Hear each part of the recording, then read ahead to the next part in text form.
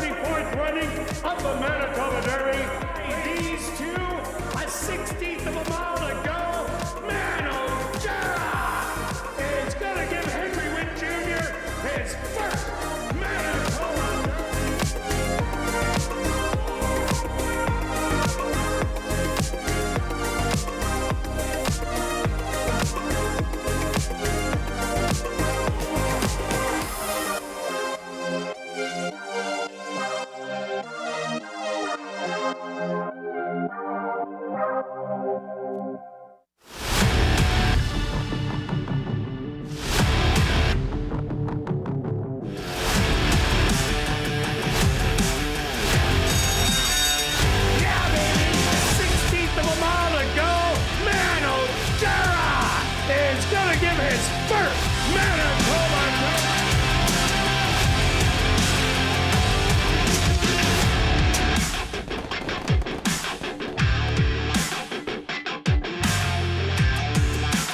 The Manitoba Jockey Club acknowledges that we are on Treaty 1 territory, and the land on which we gather is the traditional territory of the Anishinaabe, Cree, Anisininew, Dakota, Lakota, and Dene peoples, and the national homeland of the Red River Métis.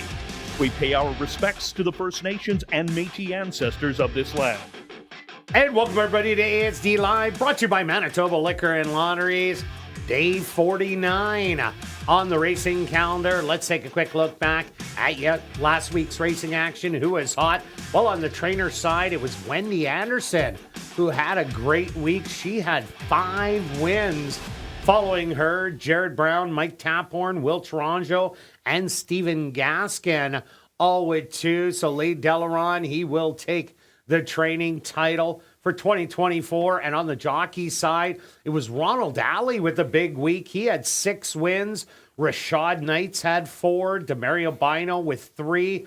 Praven Badri, Ronaldo Cumberbatch, Antonio Whitehall, and Dario Dalrymple, all with 2 wins. So Praven Badri up by 12. He'll be the leading rider here in 2024. And Stretch, what'd you see on the racetrack? Well, I'm going to start with ruining my bold predictions on who is going to be leading jockey and trainer, and you've just said so anyway, mathematically, they haven't officially won. Yeah, well, they haven't officially won, but they've won, yes. No, congrats to them. A great season.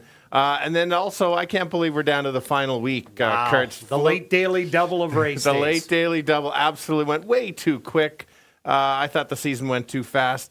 Talking about last week is important. We can carry it on to this one. Is on Wednesday, 2 of 8 went gate to wire, but I didn't think it was a true closer's bias. I just kind of thought it was a fair track. Yeah, definitely. There was a lot of battles on the front end to make the closers look better. Completely agree with that. Great work with the superintendent crew because of the weather. It was always uncertain. We had some rain. Then it would the sun would come out a bit, and then everything. But overall, very consistent track. So it wasn't like I had to try to figure out how crazy from one race to the other. So hard to believe. We talked about the 2 days, but we've got 8 races today, 9 tomorrow, stacked into the 2 days. So I think that's going to be good. We've got the high 5 carryover today. We've got the mandatory pick 5 tomorrow. If I don't win it today, or me. Don't forget, there is 2 of us. There is 2. Yes. Right, Stretch, there's 2. I have assigned you. Just making sure you know that. Seems like you forget about that every now and then. And I'll talk about it later, but this is a day that there's a chance for it to go in the sense of tomorrow there's going to be so much money, very difficult to be the lone ticket. So I thought we better get started. Yeah, definitely. And Stretch, you were hot as a pistol on Wednesday, and you cashed the show parlay. So both of us did it. Yes. In 1 year. What's going on there? 1 year. And now they end on no Wednesdays this year. Yeah, no doubt about it. We can't get the double. All right, let's kick things off with a $3,000 claimer for 3-year-olds and up that are non-winners of the year. They're going to go 7 furlongs. What do you like in here? Yeah, a good spot for this race being the first race of the 2 days because it is the non-winners. And, yeah. Let's go to the I'm going to start with the 2 as my top selection.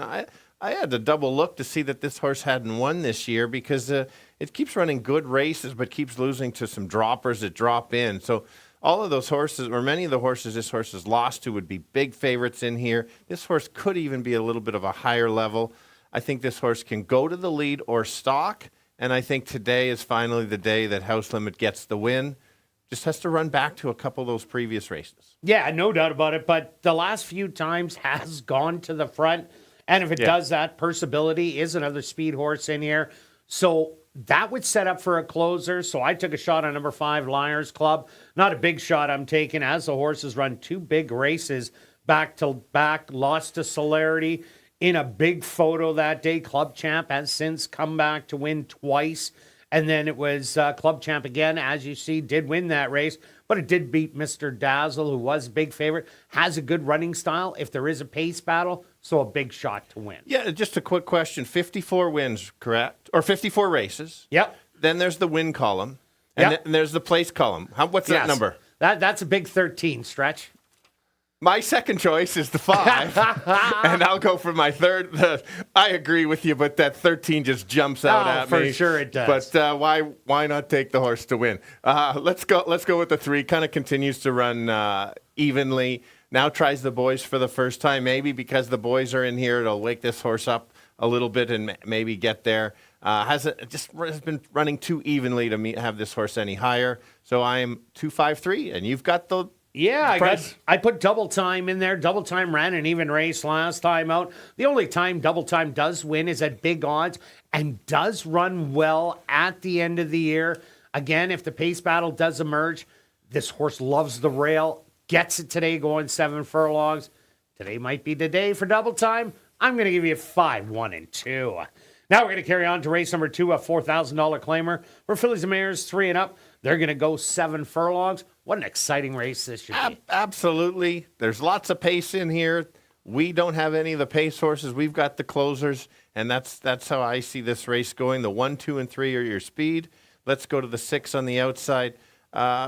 This horse is it's always tough to take a horse that's won 2 races in a row, trying to win 3. And from way back. Way back. And that's why I took this horse as my top selection. It was the only horse that day that closed when against the bias. Certainly can't be that far back, but I just had to take this based on the only closer. Has a nice turn of foot and maybe can finish off strong. We know horses the end of the year just that are running well can kind of keep winning. So that's why I had to make it my top selection. Yeah, another one I like in here, number 4, Georgiano. This horse really impressed me 2 outs ago, running against Club Champ in a boys race. Never got beat by much. The comeback race ran against She's My Priority and McLean's Bella. McLean's Bella was the favorite in there. And she again ran lights out. She likes going around 2 turns. She will be forwardly placed, even if not on the front end. Will be close up, and because of those last 2 races, I think she has a big shot at a good price. I agree with you. Could have been a higher selection for me. That's that I thought small upset. And we've both got the 5 listed in here, Sparkling Silver. If you take a look back, running a little bit higher, kind of mixed success going the 2 turns in here. I think you're just going to get that stalking trip and the slight drop in class, and even that claiming that 5 non-4 has been tough throughout. So had to include it, 6-5-4. Yeah, I agree with you all about the distance, and that's why I'm 4, 6, and 5. Carrying on to race number 3, a $5,000 claimer for 3-year-olds and up that are non-2 lifers. They're going to go 7 furlongs in here, Stretch. What do you have? Got a look in here. Yeah, no, we're good. We're Thirsty good. baby. You liked the horse last time. I did. I didn't turn the page to get 7 in here, but okay. So half the field is back from a rematch from the last race on Wednesday.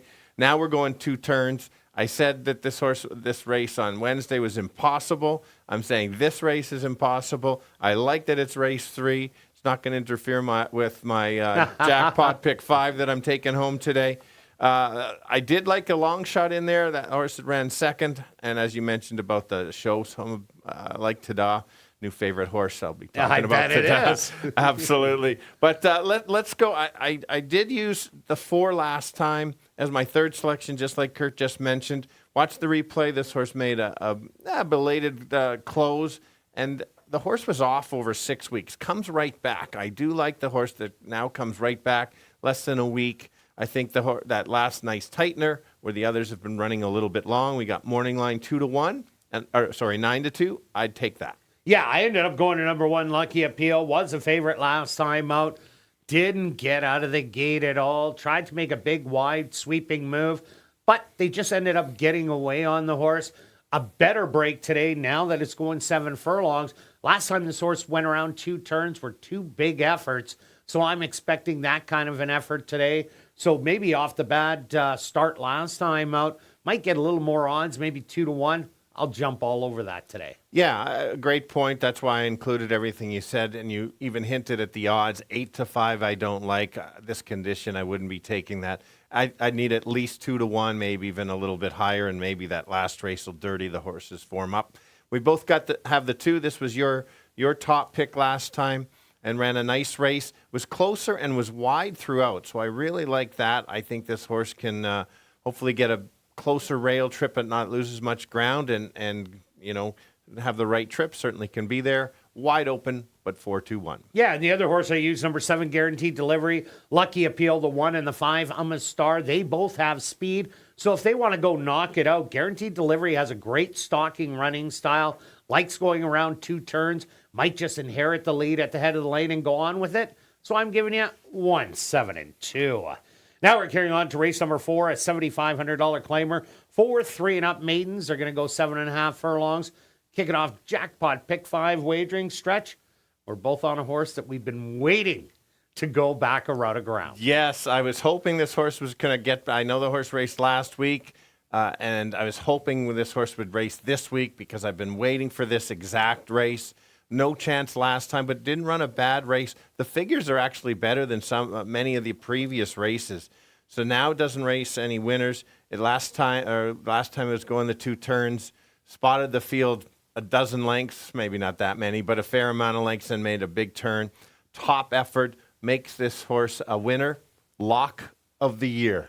Wow. Well, that's a big statement. I wouldn't say lock of the year, but Write it down. I like it a lot today. I also like number 2, Smack Over Lime. There really isn't a ton of early speed in here. This is a new one coming to the party by way of Canterbury. Was the favorite last time out, but it was over a muddy track. Ended up backing up. But some of those earlier races put this horse on the front end. And the way the speed has been playing for the last 3 weeks, I think this horse has a shot to get out loose on the front end and maybe carry it all the way. Yeah, I like your selection. Also, you're coming for the 1 start, so you got to think the horse is a decent shot. You're not going to ship the horse. And then going to the 1, we both have this horse. We know the horse can handle the 2 turns. Last race this horse was in didn't belong with those top 2 horses. Those 2 are just too good for that level. And so now you have a much less competition. Couldn't leave it out. 4-1-2. Yeah, taking the big drop. I'm 4-2-1. Now we're going to carry on to race number 5, a $5,500 claimer for fillies and mares, 3-year-olds and up. They're going to go 5.5 furlongs, kicking off $50,000 guaranteed pick 4 wagering stretch. What about here? I'm including a story time quickly. Okay. But not until I talk about everything. Oh, all right. Another good pick 4 sequence. Very good competitive. Another pick 4. Hats off to the guys that do the order of the card and fill it there. Dustin, I believe, does it all, You right? betcha. He does everything. Kirt might help a little. I'm just in there with the pen and the eraser. Yeah. Anyway, full credit to you guys on finishing the card. You get the credit there. Let's go to the 5 as my top selection. Last time out, raced, didn't get the duel because, 1, there was only 3 horses, and the other one was the entry mate. So there's no chance this horse would have went after Happy Hour, I believe, is the horse. Yep. And just kind of sat back and ran a nice even race. As we've talked about, pace makes the race, and if there's lone speed, it's hard for a horse to close. I think this horse is enough horses in here. You're going to get a normal trip and gets up late. Well, with what you said, look who has the 3. It's also Jared Brown, and I think this horse is loose speed once again. So where's the pumps? 2 outs go. I thought we both thought that Demario Bino made the move a little bit early and then got caught. Last time, there was no mistake. He made a perfect move at the right time, easily carried on to that half-length victory over Dazzling Gold, who did come back to win. I think the 5.5 is the absolute key for this horse, so I think it has a big shot also. It's kind of a Jared Brown 1-2 punch. Yes. Well, or 1-2 or dead heat. This reminds me of a story time. Oh, okay. A few years ago, and I did confirm with it, he had a dead heat with his 2 horses. And I think we could see our dead heat this year with them in this 5th race. Calling a dead heat with the same trainers. That's what I'm going with the story time. Aye. So that's why I do agree with your pick, obviously. I had to put a number up there, and I agree with everything you said. But not just a dead heat at the wire. And then I'll talk about the 1 since I'm done with my story. Okay. Let's go with the stalking trip on the 1. I was impressed with McLean's Bella last time. It's kind of seems like a need to lead. This horse could sit right behind Where's the Pumps and try to make a late move. This horse does have talent. Might just get the right trip. But I do like the top 2, but I'm still 5, so I'll go 5-3-1. Yeah, the other one I'm adding in, number 6, She's My Priority. Love this horse last time out, and definitely she didn't disappoint. But there was a big pace battle in front of her. She sat back and swooped them all. You could tell she was the winner with a quarter mile to go. She is on a roll at the right time of the year, so I can't leave her out. I'm going to give you 3, 5, and 6. Now we're going to carry on to race number 6, a $7,500 claimer. For fillies, mares 3 and up that are maidens, they're going to go 5.5 furlong stretch. Would you bet your life on your top pick? No. Either would I. I wouldn't even bet my life on the top 3. This is a tough one. It's a tough one. It depends how much money I got left from that 4th race on the lock of the year. But I'm a little disappointed, mad even at you that you took my horse here, the 5. Well, it's about time I jump on Blue Tango's bandwagon. I have not taken this horse as my top pick. I did take this horse 2nd or 3rd the last time. I've liked how this horse has improved. Last time I even explained that the extra half might hurt a little bit, but she ran such a good race, lost to the dropper. Now we cut back. That's only going to help this horse, and so that's the difference. Is my top pick. But it is this condition with them, so I'll still leave it at top pick. Yeah. I'm with you too. And I threw in number 4, Not True. I liked this horse last time also. Did rally with Mystery Dance from the back of the field. Mystery Dance had the big kick. Not True just had a little bit of a kick coming to the lane. Still couldn't pass Blue Tango. So I like this horse, but there could be that heated battle only if they go really, really fast up front. Then it sets up for the 4, who definitely will be coming in the end. But this horse is improving, and that's why it has to be 2nd for me. I'm with you. Everything is, especially only 4 starts, so both of us would like that as there's room to improve. I had to include the Invader from Fort Erie. You had an Invader a couple weeks ago. It was from, I believe, Lone Star, maybe? You betcha. Yeah. And so this is the kind of the unknown of it. So you kind of know what you get with all the other ones. So I didn't want to leave this one out. We've got a morning line of 10-1. 2 back is a pretty good race. And so I think at that price and the unknown, couldn't leave it out. I know what I get with the others. So 5-4-3. Even 3 back, that was a key race where both the winner and 2nd place horse came back to win. But I'm also adding in number 2, Lola Lee. Draws the inside here. The inside speed of Blue Tango. They've knocked heads before. But maybe the inside draw will help Lola Lee a little bit. Steve Gaskin did have 2 wins last week. So I'm going to put it for 3rd. I'm going to give you 5, 4, and 2. Now we're carrying on to race number 7, a $3,000 claimer for fillies, mares 3 and up that are non-2 of the year or non-4 lifers. They're going to go 5.5 furlongs, classic high 5 wagering, with a $2,800 carryover. Yeah, I think many can win it. I know we've got 3 of them kind of in a slightly different order. I think you need those 3 and maybe a couple others. I'm going to go to the 2. You've backed this horse before. Yes, I have. I did not back this horse last time because of kind of the layoff. This horse was off a 2-month layoff, ran a very nice race, actually ran a little better than I expected. I think now comes right back, and so after that 2-month layoff's probably pretty good, ready to run. Gets that 2 weeks, sets up for a top effort and could go gate to wire. And Diane's Wish was dropping from 7,500. I also like number 1, Diamond Grand. Yeah, only a couple thirds at the distance, but comes like a freight train in the end. If Liking It Twisted gets in that heated battle, Miss Langskip, she has early speed. Down the street, Debbie and Miss Bikini. Even Rosa Mooncoin can add a little bit to it. So if there is a big battle, I can see Diamond Grand absolutely smoking on the outside. Yeah, it should be a nice trip. Just can't one of those can't get too far back, and another one that likes to finish third, and it's your top pick. Anyway, did I say that out loud? Yeah, you did. All right, let's go to the 8. It's my second selection. This lost to the Pumps last time. You took the Pumps. I took this one. This horse closed late and kind of ran out of ground. 2 back made that close. Again, as you described it, if there is a battle early, you need the closer, and I think that's key. So you've got Pumps at a higher level, and you've got Dazzling Gold, who came back and won the next start, so that upgrades it for me. So I'm 2-8-1. And I'm 1-2-8. Now we're going to carry on to race number 8, a $7,500 claimer. 4 3-year-olds and up. They're going to go 6 furlongs, and neither of us have Moon Connection on top. We're looking for a price. We are looking for a price. Solid 75 claimers in here. Good way to close out the night. I like the position of this race just because there's some talented horses in here. Yes, we'll get to the favorite who deserves to be the favorite. We're going to look silly when Moon wins by 5 no or 6. About it, but I'm taking a shot today. Sure, why not? I'm taking a small shot on the horse I take most times. Why stop now? No doubt. At least I won't be able to take him next week. So, I bet him. Last time out, won such a good race. There was other speed, but this horse just grinds his way to the front, puts the other speed horses away, and tries to keep going. The other key thing, take note, this horse was 4 lengths clear of third. I really like that separation there. Morrow Outlaw's a runner and has won a bunch of races at different levels. So makes that kind of drop-in class, doesn't have to face some of them, does have Moon Connection, maybe a shot at a small upset. Yeah, I ended up going to number 4, Fast Traffic. This could be an upset or two. Lost to Far Beyond the 2 and Yola last time out, but was hanging out in the allowances previous to that and running decent in there. It was the 6 furlongs that was a little bit of a question mark, or pardon me, the 5.5 last time out.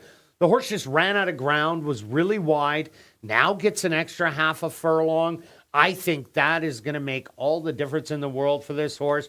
There is speed with Starship Chewbacca, Del Vecchio, Lucky Luke, and even Moon Connection can get into it early on if they want to. So Fast Traffic, I think this one is kind of hidden a little, and I like it at a price. Yeah, you got to get a price, and we can talk, it's pretty straightforward on the 8 that everybody should kind of include this horse. Has won 5 straight? Four straight, 6 this year throughout from all the way from Fawner and all the way back. Toyed with the field last time, kind of stalk and took over. Never looked like a loser in that one. Ratliff City's a runner as well. And so not much more to say other than that's the favorite and that's the horse the one to beat. To beat. Correct. And the other horse I like, number 2, Far Beyond, as you do. Both put it in third. Well, why in third? 22 starts in the last 2 years. And there's a big 0 in the win column. But last time out, 1 jump away from getting there. A couple other times, a jump away from getting there. Is today the day? Well, not sure about that. But what we do know, the horse will come with a close. Absolutely right. So you use this angle, but then the other ones with the 13s and everything, the 13 seconds, you don't. Anyway. You betcha. Let's go. 5-8-2 to finish it off. And I'm 4-8-2. Good luck with all your wagers this evening. And I'll be right back with the changes on this evening's Carter Racing.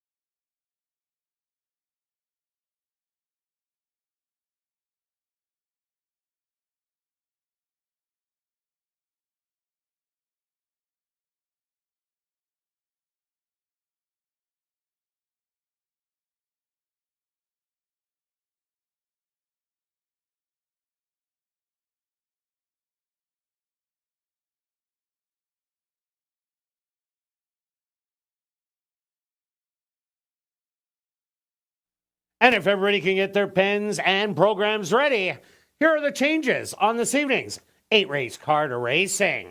Turning your programs to race number 1, there are no changes. Now turning your programs to race number 2, the Fillmore Riley race. Again, no changes. Now turning your programs to race number 3, Dave and Sharon Richardson's 50th wedding anniversary. Just a couple overweights. Now turning your programs to race number 4, kicking off Jackpot Pick 5 wagering. Again, just a few overweights.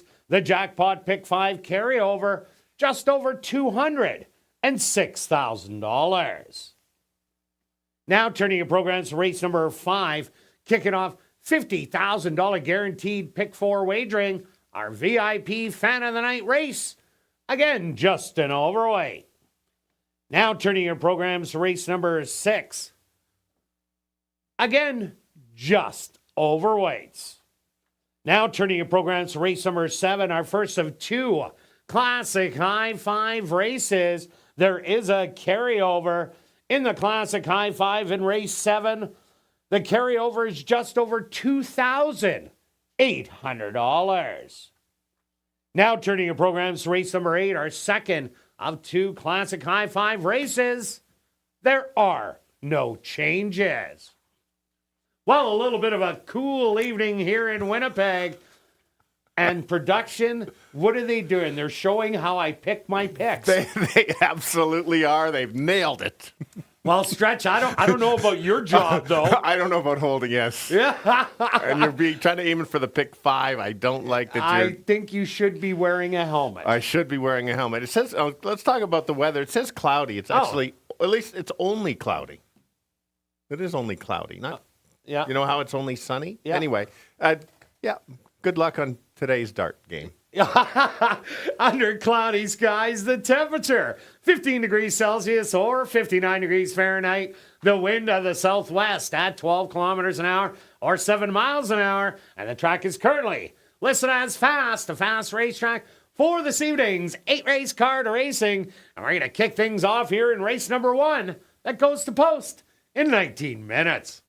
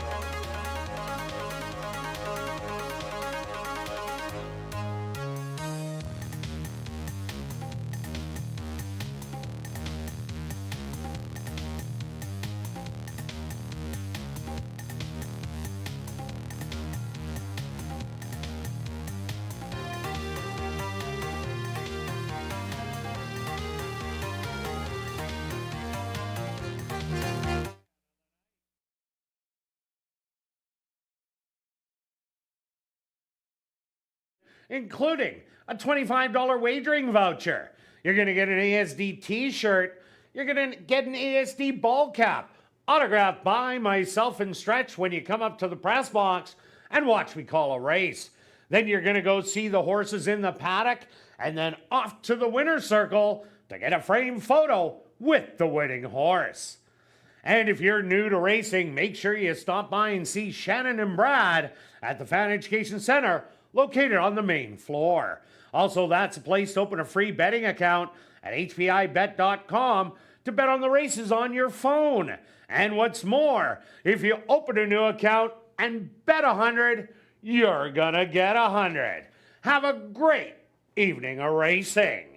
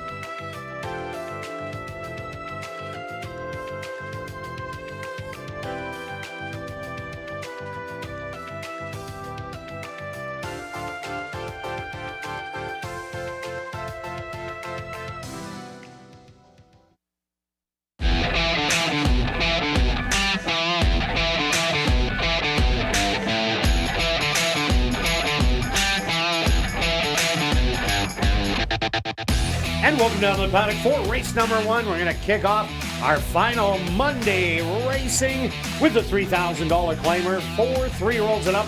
And our non-winners of the year, they're going to go 7 furlong stretch. Who do you like? Well, we're going to start with the 2. We've got co-favorites of 2, 3, and 5. Good betting race to start it off. Julie on camera today. A couple things, just the track is fast as listed. We have light rain, not kind of spitting. But they're non-affecting for the race. Right now, there's no effect. We are only cloudy right now. So let's start with the 2, getting ready to go. House Limit has run a bunch of good races. Last few has been showing speed. Might get caught up in a bit of a duel, but this horse has been running so good lately. Should have already won. That's the only little concern, but the horses it's lost to were droppers that are just a little bit better than he is, at least at this point. Had to use him. Is 3 for 3 at the distance. I like using them. That's not bad. I like using horses that do the winning. 3 for 3, so that's why it's my top pick. Let's talk about your 5 that, yeah. Well, I think there might be a little pace in here between the 2, 4. Even Spunline, if it wants to, can be up there. And Double Time offers speed to the race. Liars Club has showed speed, the 5 horse, but has been much more effective coming off the pace. Only lost by a narrow head 2 outs ago. Last time out, lost to Club Champ, who won the previous non-winners of the year and then easily won that open. So it ran into a hot horse and was 3/4 of a length in front of your Mr. Dazzle. That was dropping twice from the 10,000 all the way down to the bottom. So Liars Club, this horse is just running so good. I have a hard time not taking it, even though it does have seconditis. Yeah, you are completely right on that. The figures at last race against Club Champ was a solid race. The figures came back strong. And so just if runs that may just accidentally go past the others and win it. I'll talk about Spunline. One of the girl against the boys has had the back clasp. I guess you could say has lost a couple steps. Lately, it's just kind of been running evenly, probably not on the lead. And if there is a battle up front, maybe the 1, 2, and 4 might just get that even trip and kind of take it over or end up in there. Maybe racing against the boys might take her to the next step. And the 1 horse Double Time. Here's a horse that's had a good year. Has been in the money 7 out of 9 times. Has got 1 win already, but that was a restricted race, so it doesn't count. What Double Time loves? The rail. Does get it today. Runs really well at the end of the year. Usually the last couple starts, this horse will run a big outing. If it can do a stalking race like it did last time out, going 5.5 behind Rail Splitter and House Limit, this horse just could get a dream trip behind a pace battle that could emerge.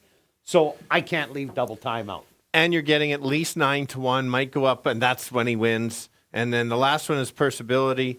Last time tried coming off the pace. They go blinkers off. They're trying something, obviously. If this horse runs back to previous years, certainly can be there. Wouldn't belong in this level. It's just, is today the wake up with the equipment change? Yeah, and speed has been carrying when it does get loose. But let's go to our wagers here in race number 1, Stretch. What do you have? Just starting up, well, not small. You're betting the same as I am. Interesting double. I don't mind the angle. My bet is $10 exacta wheel 2 with 3-5. And myself, I'm going to try the early daily double. I'm going to take 1-5 with 4-6. A $1 one, $4. I'm taking a $5 one for 20. Good luck with all your wagers here in race 1. And we'll see you back for race 2.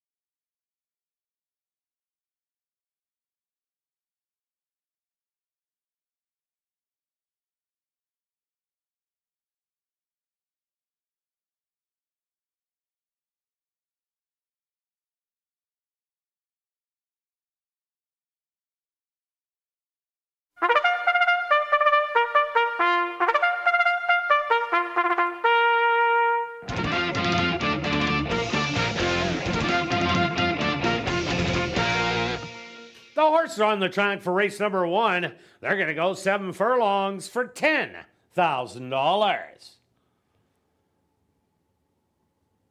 Number 1 is Double Time, owned and trained by Steve Thompson with Siobhan Bell. Number 2 is House Limit, owned by Kenneth Lee Gardepee, trained by Tom Gardepee Jr. with Rashad Knights. Number 3 is Spun Line, owned by King Couture and Sharon Owl, trained by Jared Brown with Ronald Alley. Number 4 is Persability, owned by Manny Miaderos and John Clement, trained by Lee Delaron with Antonio Whitehall. Rounding out the field is number 5, Liars Club, owned by Mike Taranjo, trained by Lee Delaron with Praven Badri. Post time for race number 1, approximately 3 minutes away.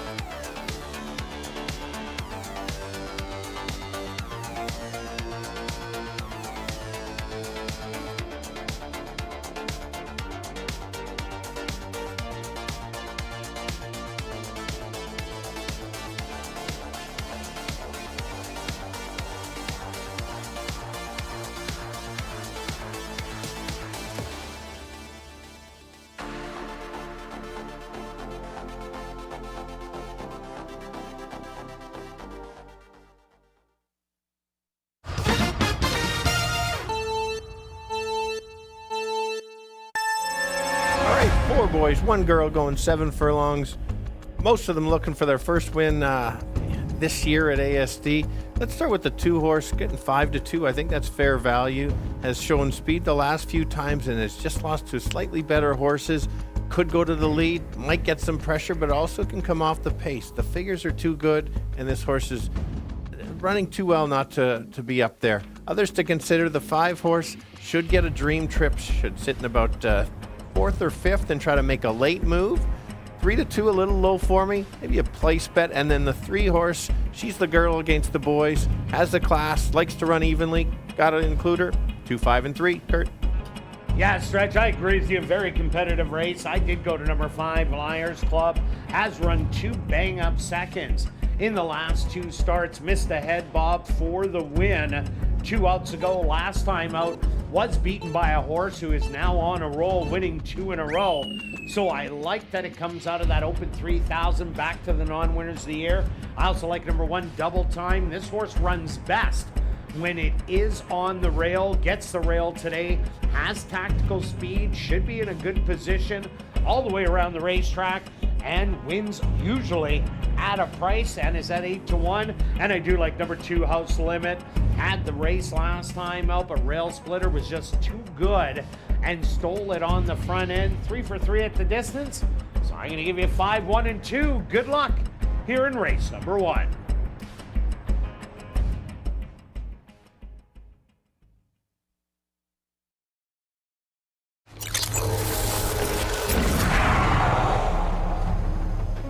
It's now 2 minutes to post time at ASD.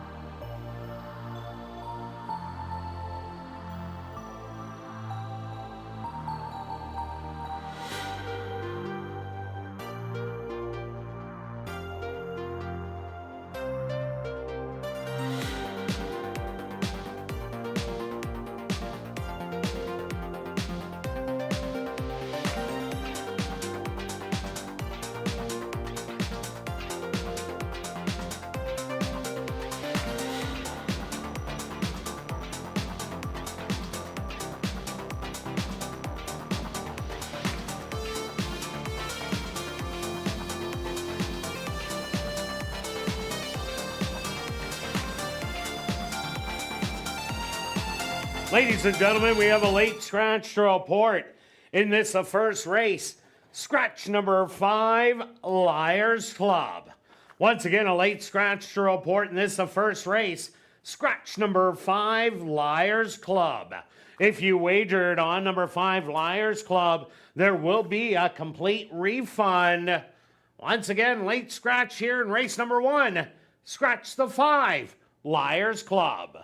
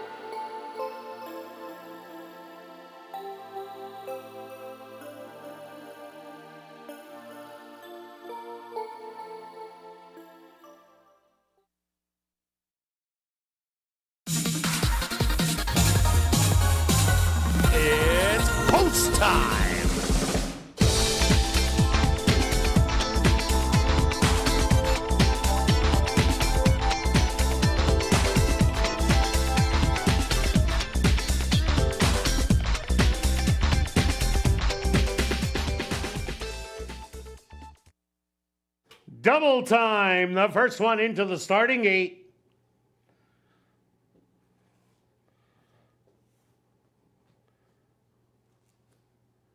Next up, House Limit.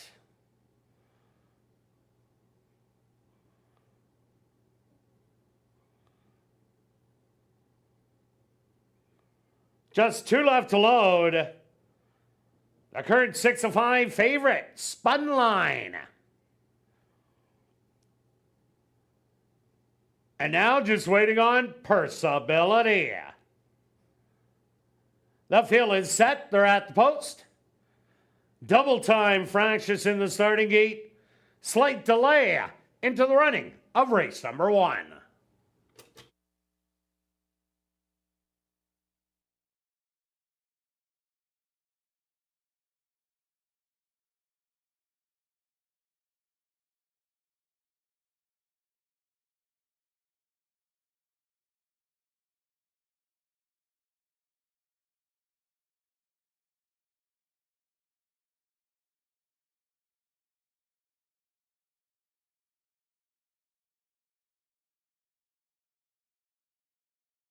And ladies and gentlemen, another late scratch to report, and this the first. Scratch number 1, double time. Once again, a late scratch here in the first. Scratch number 1, double time. And with that scratch, the horses will be unloaded.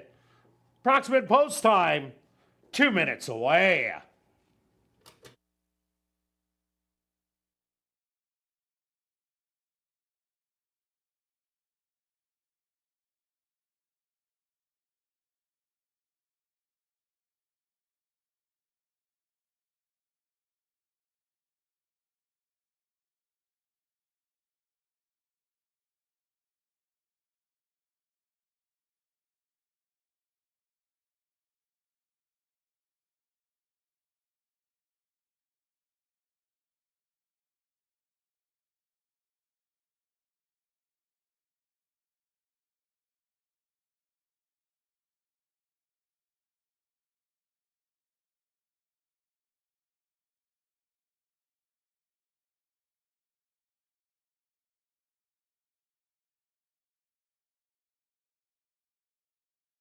And ladies and gentlemen, please take note with that late scratch.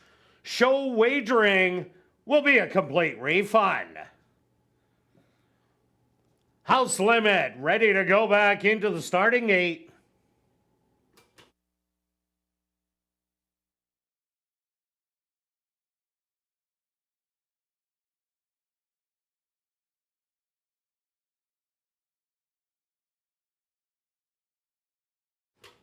Spun Line moves in from the middle. And now just waiting on Purseability. The trio is in the gate. They're at the post. And they're off. From the inside, House Limit away well. But to the outside, Purseability has a little jump and tries to get the lead. But House Limit is equal to the task on the inside. And these two are set to do some early battle with Spun Line. Watching the early action, 4 lengths away. House Limit now takes over the lead by a length.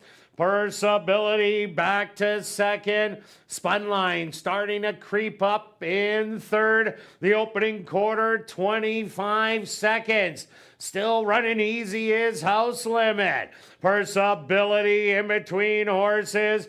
And now moving up, Spun Line is going to creep up, and now within 2 lengths of the leader, still House Limit through a half mile in a rather quick 48-3 has opened up the lead to 2 lengths. Purseability back to second. Spun Line still trying to eat up ground in third. They hit the head of the lane, and House Limit has now opened up the advantage to about 5 lengths and is in absolute cruise control.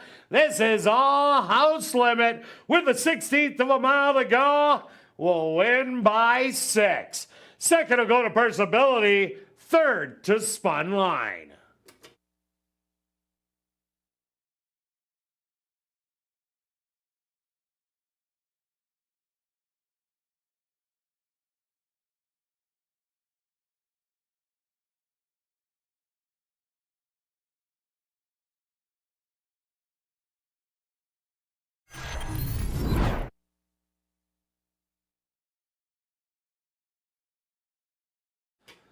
The Stewarts are posted number 2, House Limit, as your race winner. Second goes to number 4, Percibility, and third to number 3, Spun Line.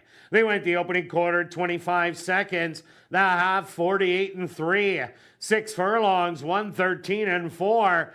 Time for the 7 furlongs 127.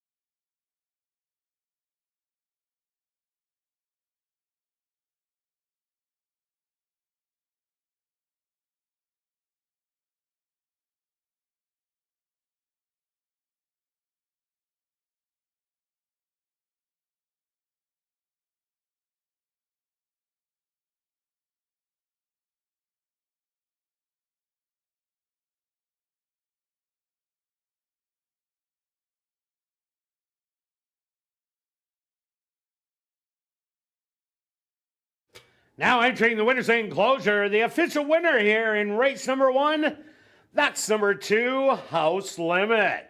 House Limit is a big gelding, 9 years old, by first offense. Out of the Mare Easy Limit by Stormcat.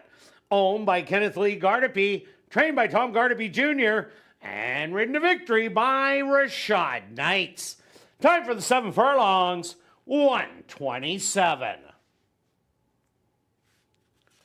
Race 1 is official. In the upcoming second race, the Fillmore Riley race, taking off Rolling Daily Doubles and Rolling Pick Threes here in race number 2.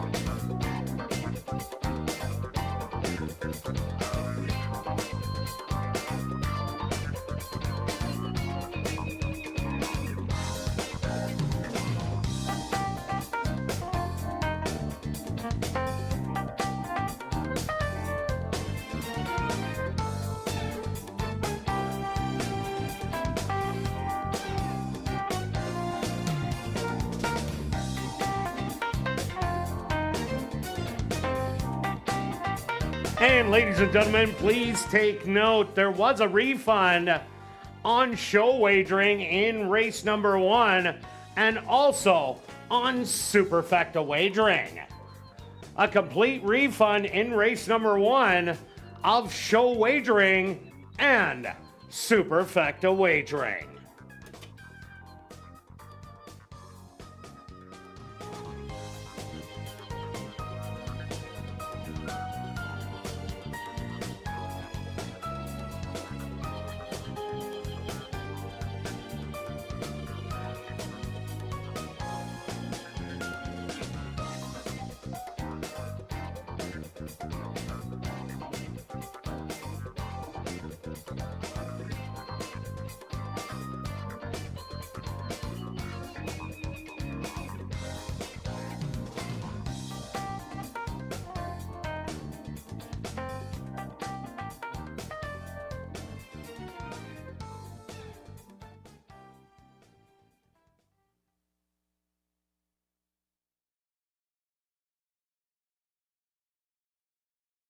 And ladies and gentlemen, directing your attention back down to the winner's enclosure for our milestone reward. Congratulations goes out to trainer Jared Brown, who recorded his 600th career win as a trainer with that horse. Welcome to Hollywood. Congratulations on behalf of the HBPA, Scott Anderson, and everybody here at Assiniboia Downs. Congratulations to trainer Jared Brown on career win number 600.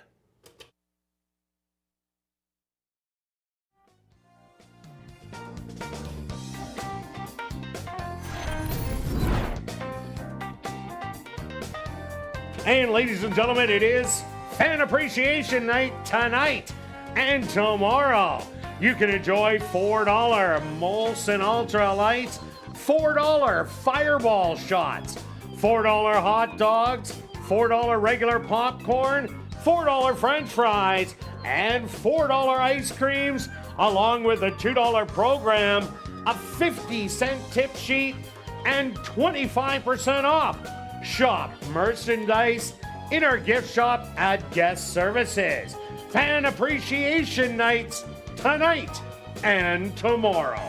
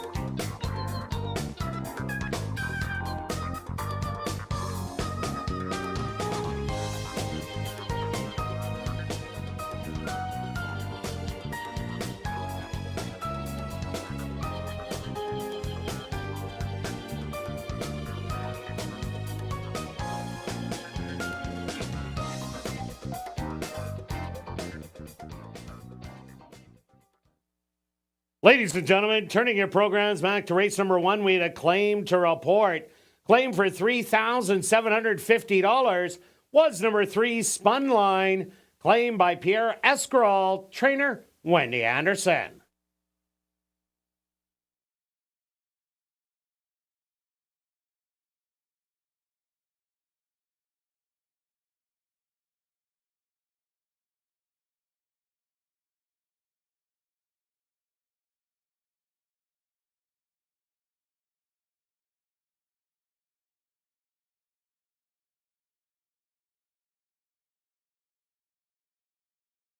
And Assiniboia Downs has a new 50-50 draw that does take place each and every night. The jackpot is currently at $790 and growing.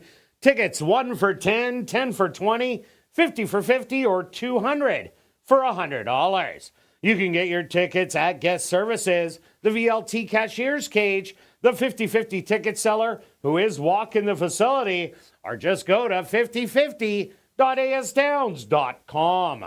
The draw will take place at 10 p.m. tonight, and proceeds will benefit Final Furlong and the Winners Foundation. And please take note that you do not have to be in attendance to claim your prize. Just check our website at asdowns.com for the winning number.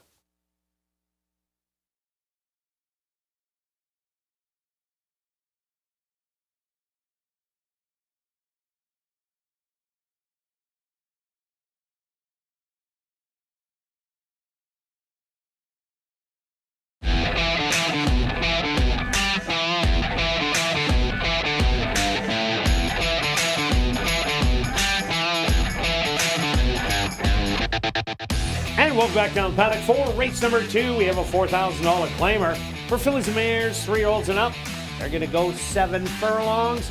Quick look back at race number 1, well stretched, house limit, When it went down to a trio, just went to the front end, got it, and made it 4 for 4 at the distance. Yeah, exactly. 3-horse race, we know speed controls. Percivality didn't want to battle and try to get there late. So we'll see how the rest of the races go. There wasn't much speed after the scratches. There is speed in this one. I'm going to start with my top selection.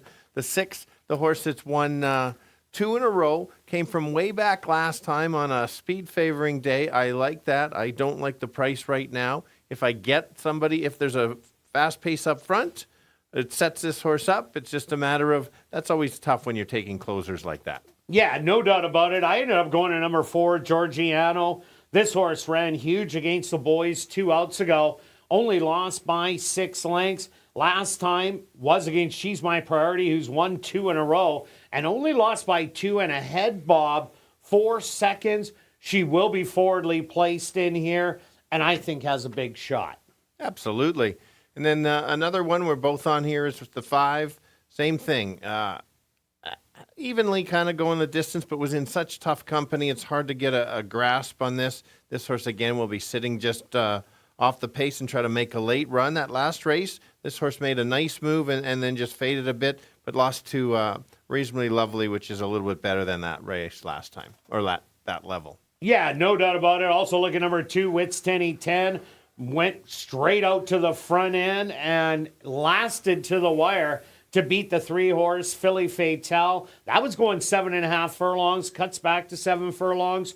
Knows this distance really well. 6 for 8 here at Assiniboia Downs. You're getting 15-1 on a horse that just started running, maybe peaking at the right time, and could have a shot at going wire to wire. Absolutely. I liked how they ran, and now Philly, it can go to the duel. Last a couple times, it's come just off and try to make a late run. That might be the trick in here. Get that dream trip and get a jump on the closers. Getting 8-1. Nice value there. Yeah, definitely. Also, number 1, Runaway A-Train. This horse has done well, running around 2 turns, battling on the front end.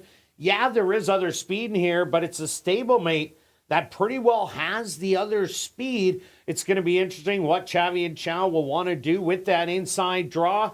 But this is a wild one in here, Stretch. What do you have? I'm going with a pick 3. Make it a $3. I'm confident. 4, 5, and 6. Boy, that kind of looks familiar. Very similar with the 1, 2, 4.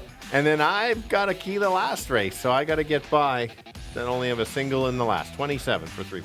And myself, I'm also doing a $3 wheel. I'm taking 4, 5, 6, and I'm keying the 1 in the middle with the 2 and 4 on the back end.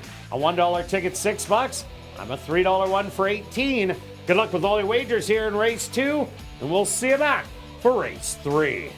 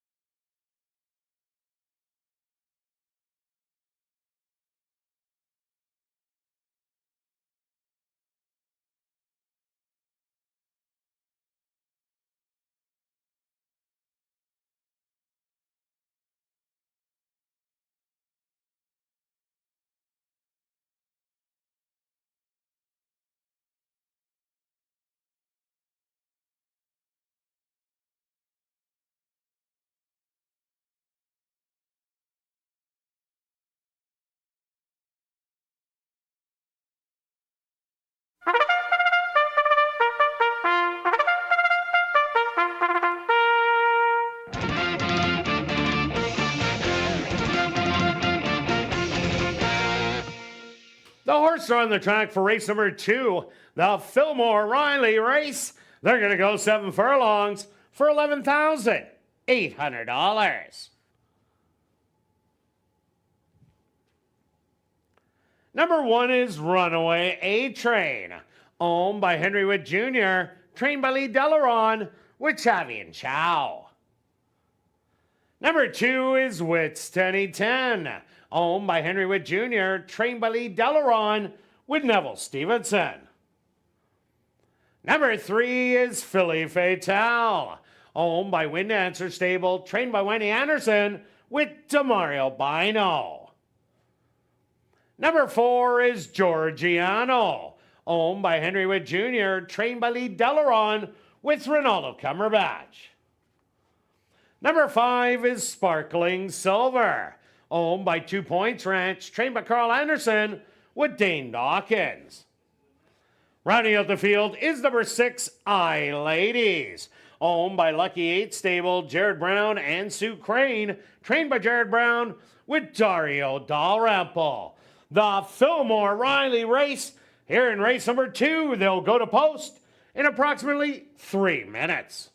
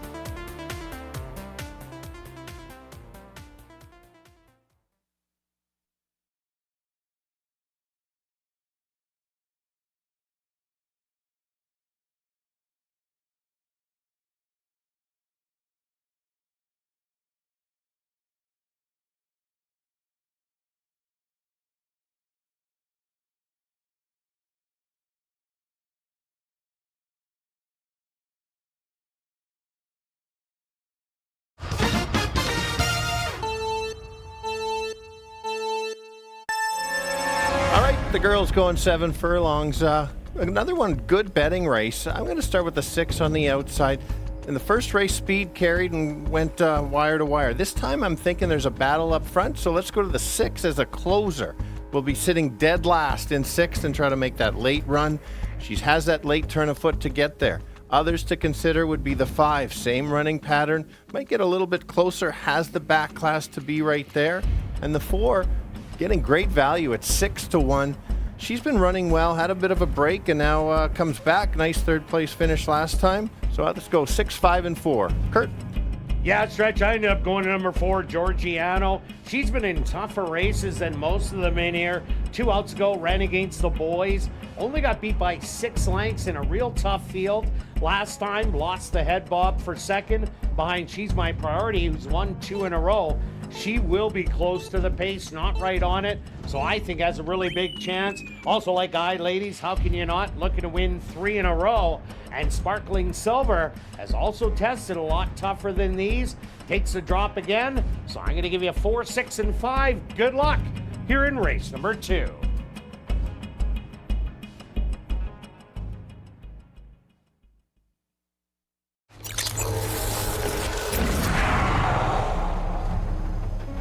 It's now 2 minutes to post time at ASD.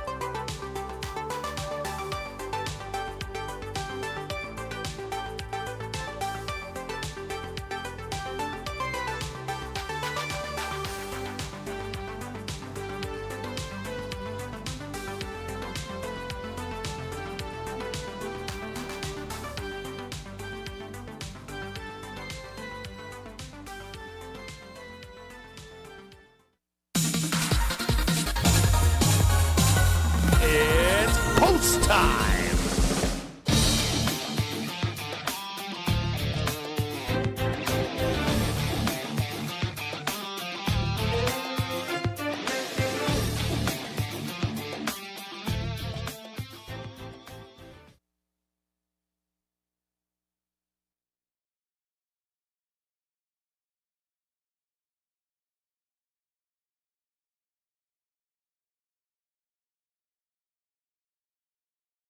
Front gates are open for Sparkling Silver, who's now in. Runaway A-Train's turn.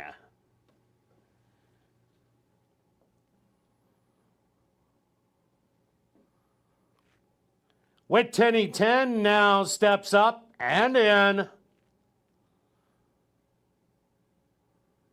Philly Fatale, she'll find her spot.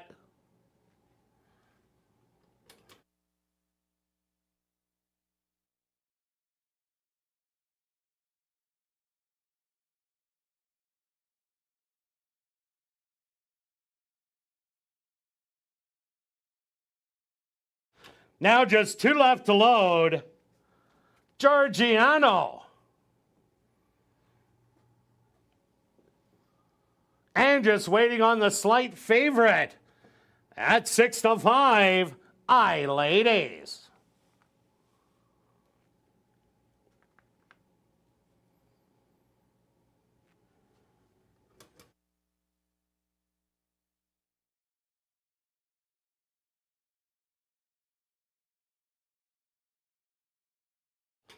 They're all in. They're at the post. And they're off. From the inside, Witt's Tenny 10. Shows a little bit of speed. Philly Fatale will track in second. Georgiano. 3 wide in third, hugging the rail. Runaway Train in fourth. Then it's back to Sparkling Silver. And I Ladies was now the trailer second to last. But Witt's Tenny 10 quickly has opened up a 5-length lead through a quick opening quarter. In 24-3. Back in second, Georgiano biding the time. Philly Fatale moving up on the rail. Sparkling Silver 3 wide in fourth. And then Runaway A-Train and I Ladies are the trailers, about 7 and 8 out of it. The leader still, Witt's Tenny 10. Through a half in 48-1. Creeping up on the outside, Georgiano, Philly Fatale, and Sparkling Silver. They're running together. The trailer now, Runaway A-Train. They hit the head of the lane, and it's a short lead for Philly Fatale on the inside. Georgiano on the outside. Runaway A-Train trying to come up the rail, and a late rally from Sparkling Silver. I Ladies, but it's Philly Fatale, Georgiano, and Georgiano with the late stride is going to take it. Philly Fatale in second, close for third and fourth between Sparkling Silver and Runaway A-Train.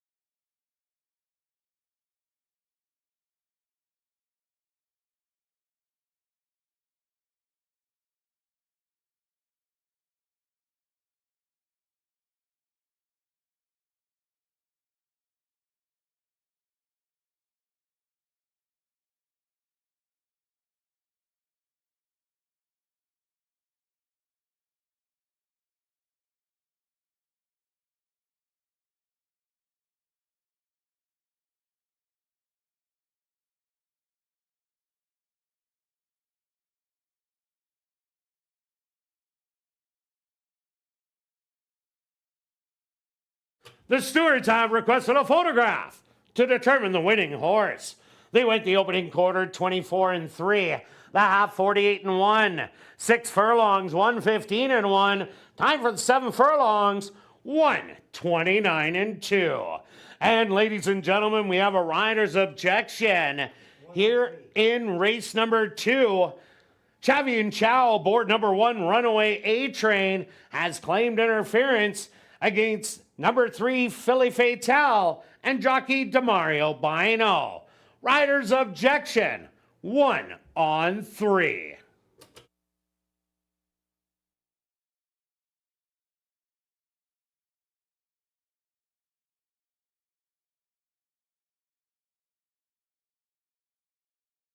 Results of the photo show the winner number 4, Georgiano. Second goes to number 3, Philly Fatale. Third to number 5, Sparkling Silver. And fourth to number 1, Runaway A-Train.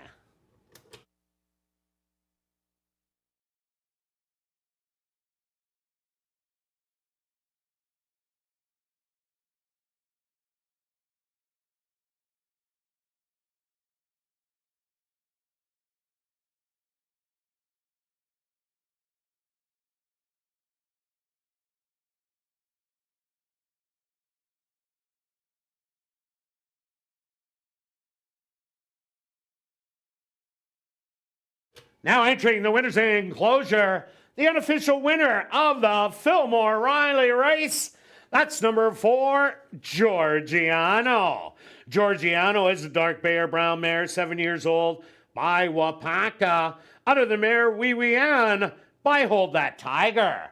Owned by Henry Witt Jr., trained by Lee Delaron, and ridden to victory by Ronaldo Cumberbatch. Time for the 7 furlongs, 129-2.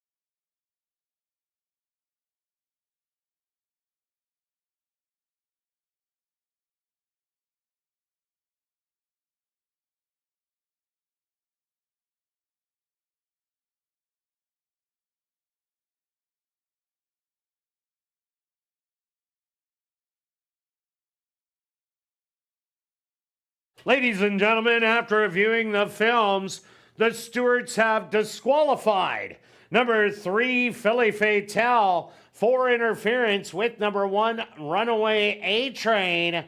The new order of finish will become 4, 5, 1, and 3, and that will become official.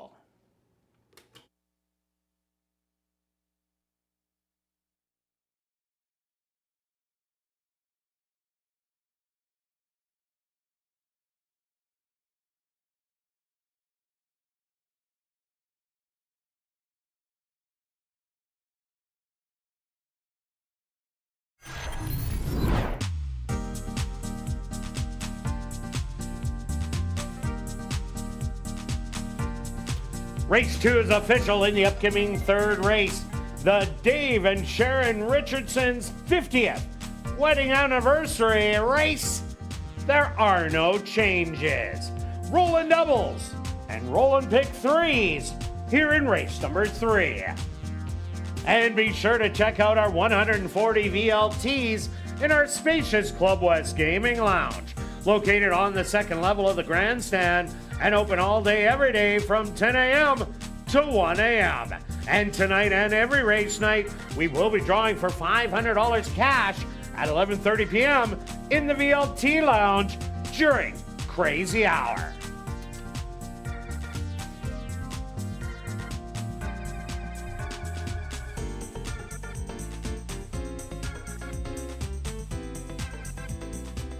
Ladies and gentlemen, directing your attention to the television monitors is the objection tape from race number 2.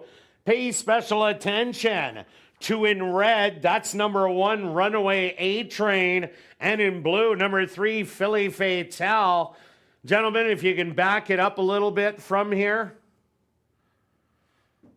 All right, so there is the 1 on the rail. You see the 3 is in between, in white the 2 and in yellow the 4. This is the pan or side shot. If you can roll it from here. As you see going into the turn, the 1 is on the rail. And right there is where contact was made. You can back it up one more time. Side shot, the 1 has secured the rail. And the 3 comes over and takes the path away from number 1, Runaway A-Train, thus the disqualification.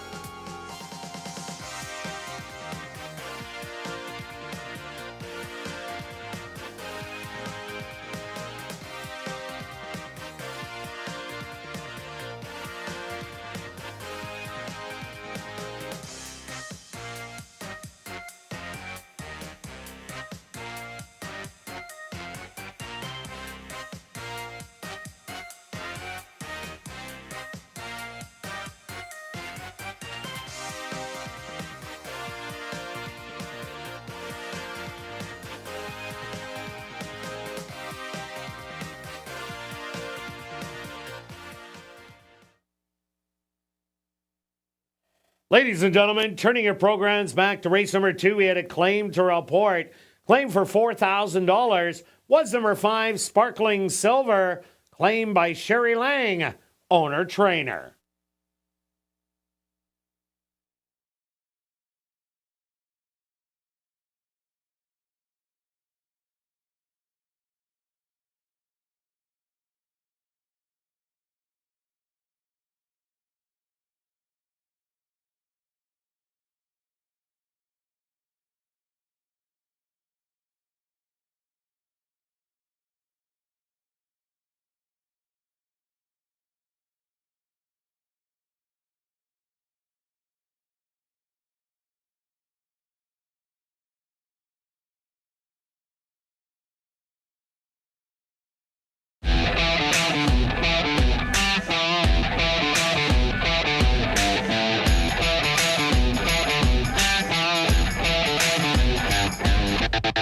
And welcome back down the paddock for race number 3. We have a $5,000 claimer for 3-year-olds and up that are non-2 lifers. They're going to go 7 furlongs. Quick look back at race number 2 stretch.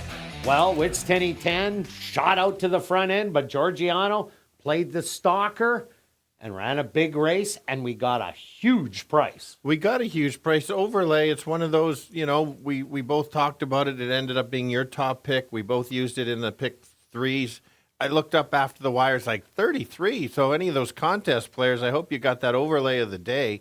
Be hard to get a bigger overlay than that. So, but the race went as expected. Fast early, closers late. Let's go to my top selection. Is starting at 6-1. We got this horse.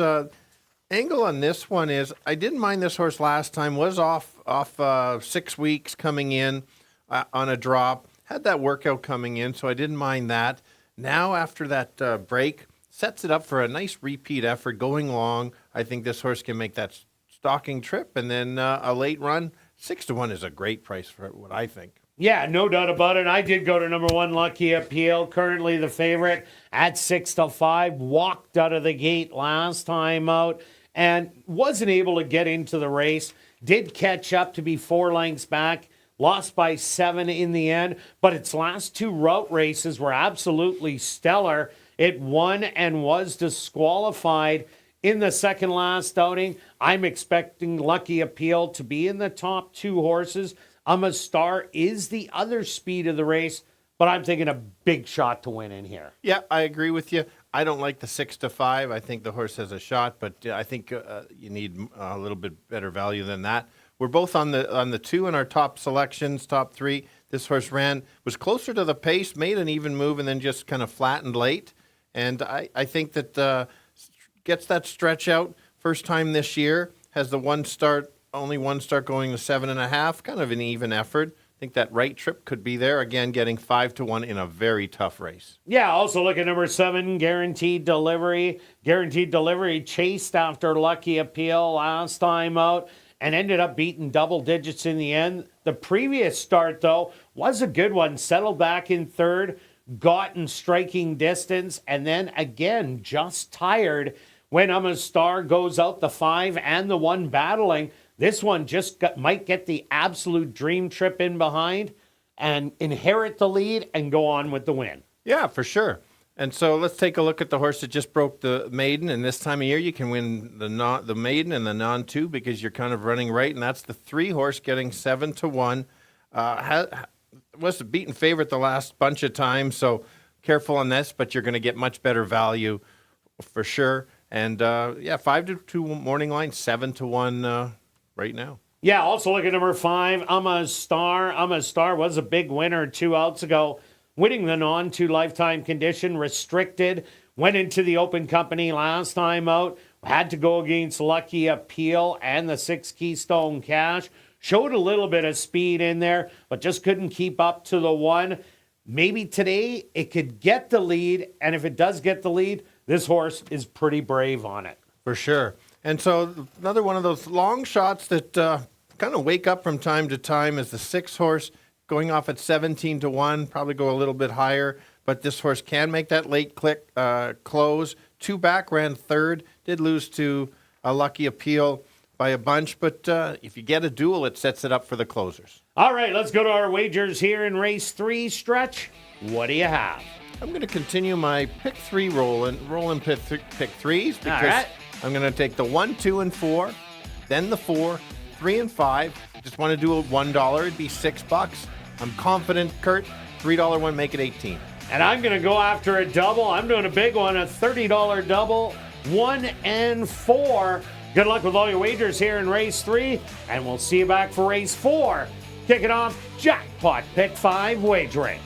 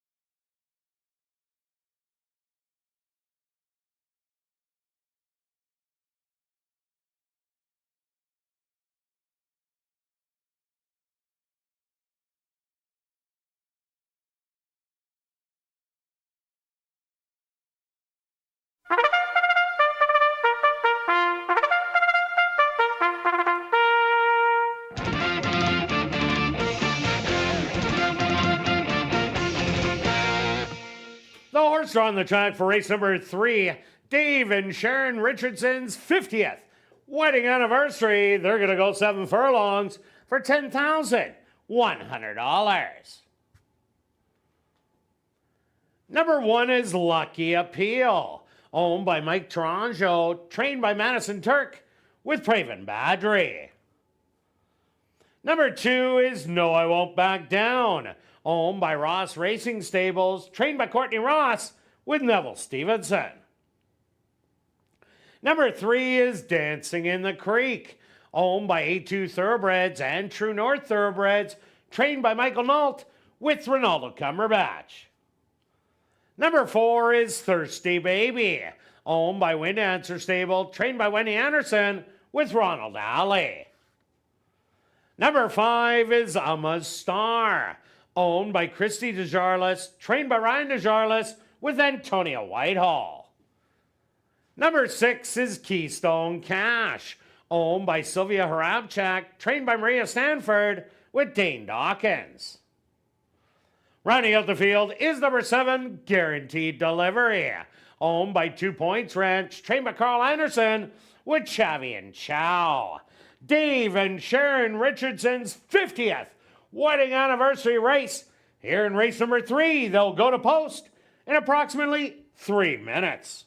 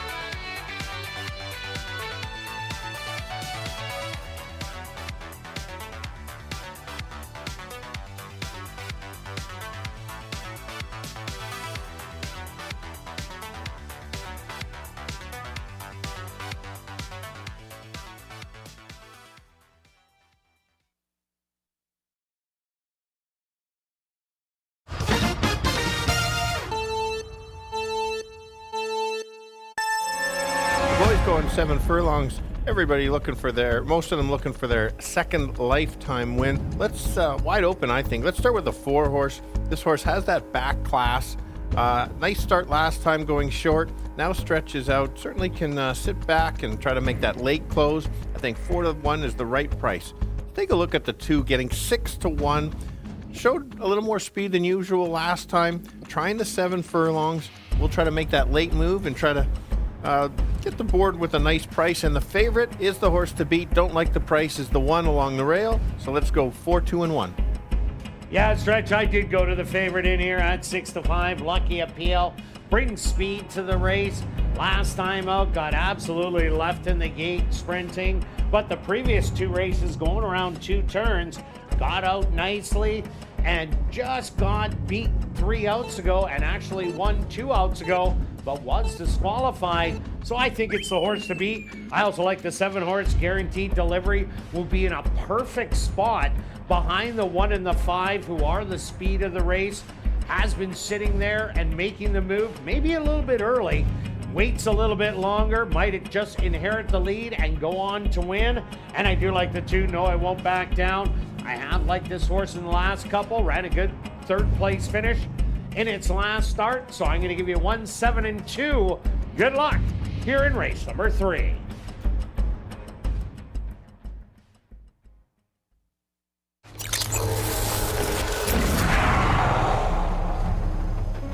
It's now 2 minutes to post time at ASD.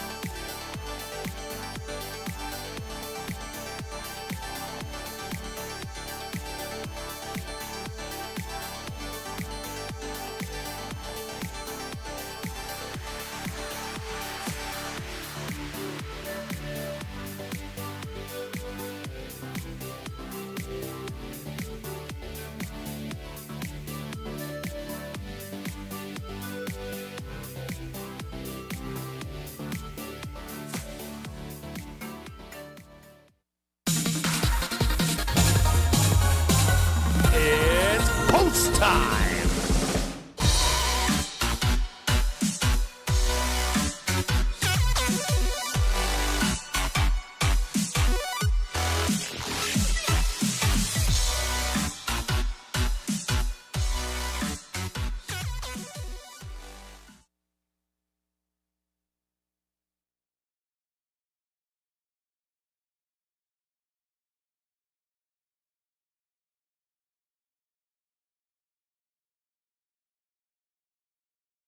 Lucky Appeal, the 6 of 5 favorite. The first one into the starting gate. No I Won't Back Down also moves in. Next up, Dancing in the Creek. Thirsty Baby is in.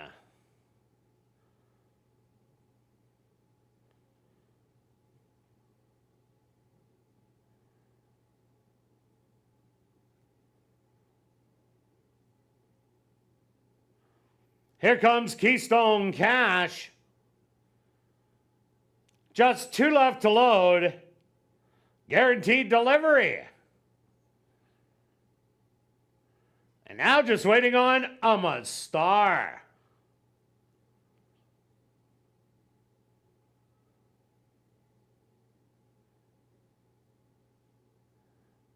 The field is set. They're at the post.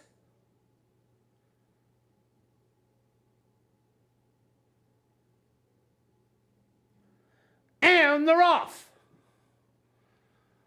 From the inside, Lucky Appeal.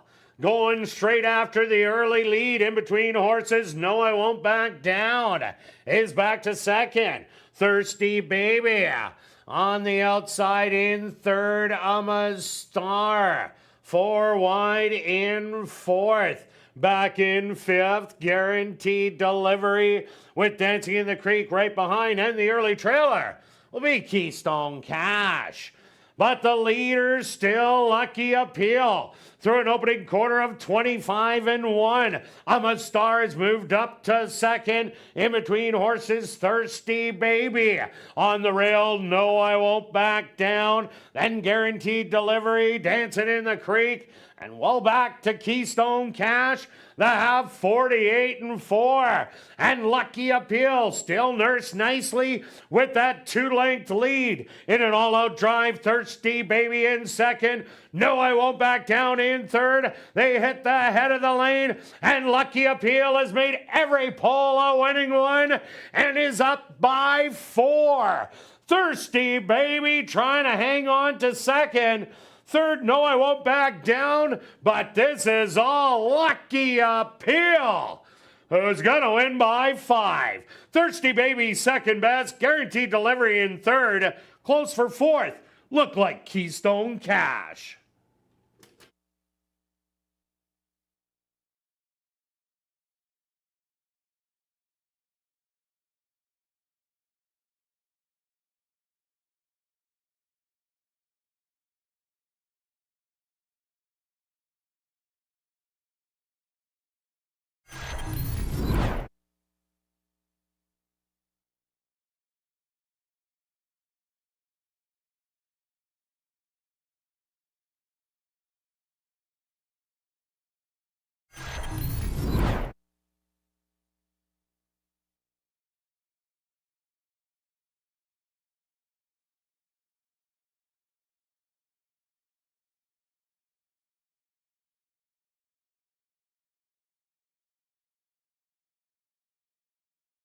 The Stewart's supposed to number 1, Lucky Appeal, as a race winner.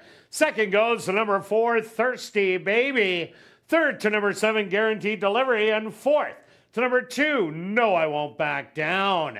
They went the opening quarter 25-1, the half 48-4. 6 furlongs, 114-1. Time for the 7 furlongs, 127-3.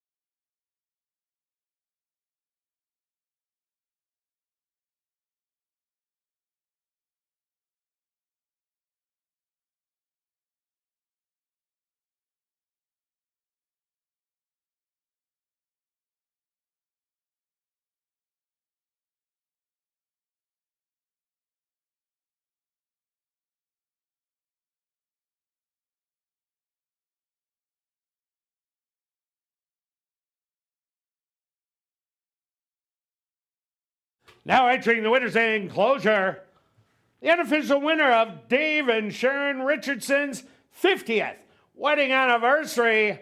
That's number 1, Lucky Appeal. Lucky Appeal is a dark bear brown gelding, 3 years old, by Breaking Lucky. Under the mare Mythic Appeal by Successful Appeal. Owned by Mike Taranjo, trained by Madison Turk, and ridden to victory by Praven Badri.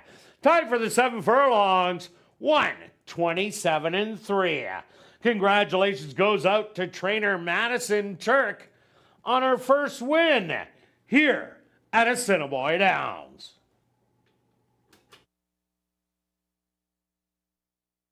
Ladies and gentlemen, please hold all tickets. The objection sign has been put on the board.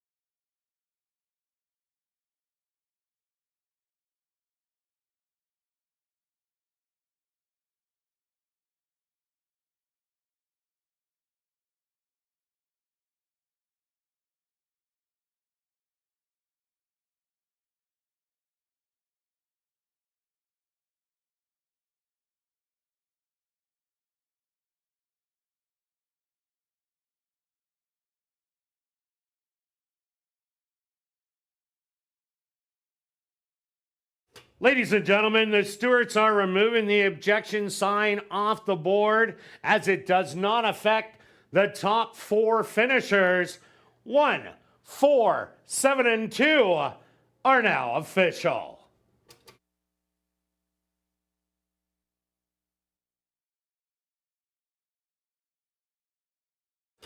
Race 3 is official in the upcoming 4th race. Kicking off jackpot pick 5 wagering. There are no changes. We'll carry on with the rest of the changes in this evening's pick 5. It's going to be an easy one. There's no changes in race 5, 6, 7, or 8. Jackpot pick 5 wagering, that carryover just over $206,000 kicking off here in race number 4.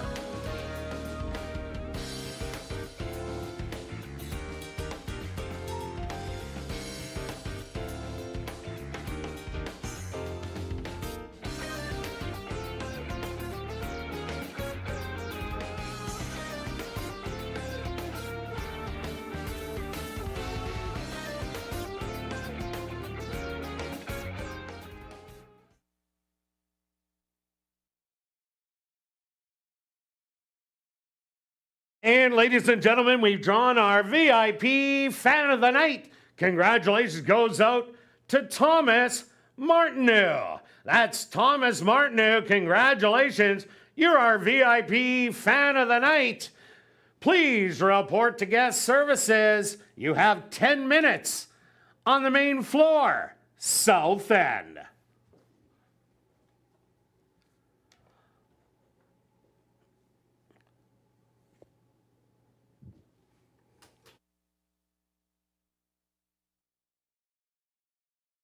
Also, just a reminder to get your 50-50 tickets. The jackpot is currently at $1,700 and growing. Tickets are 1 for 10, 10 for 20, 50 for 50, or 200 for $100. You can get your tickets at Guest Services, the VLT Cashier's Cage, the 50-50 ticket seller who is walking the facility, or just go to 5050.asdowns.com. Ticket sales will close at 9:50 p.m. The draw takes place at 10 p.m. Tonight, the proceeds will benefit Final Furlong and the Winners Foundation. And please take note that you do not have to be in attendance to claim your prize. Just check our website at asdowns.com for the winning number.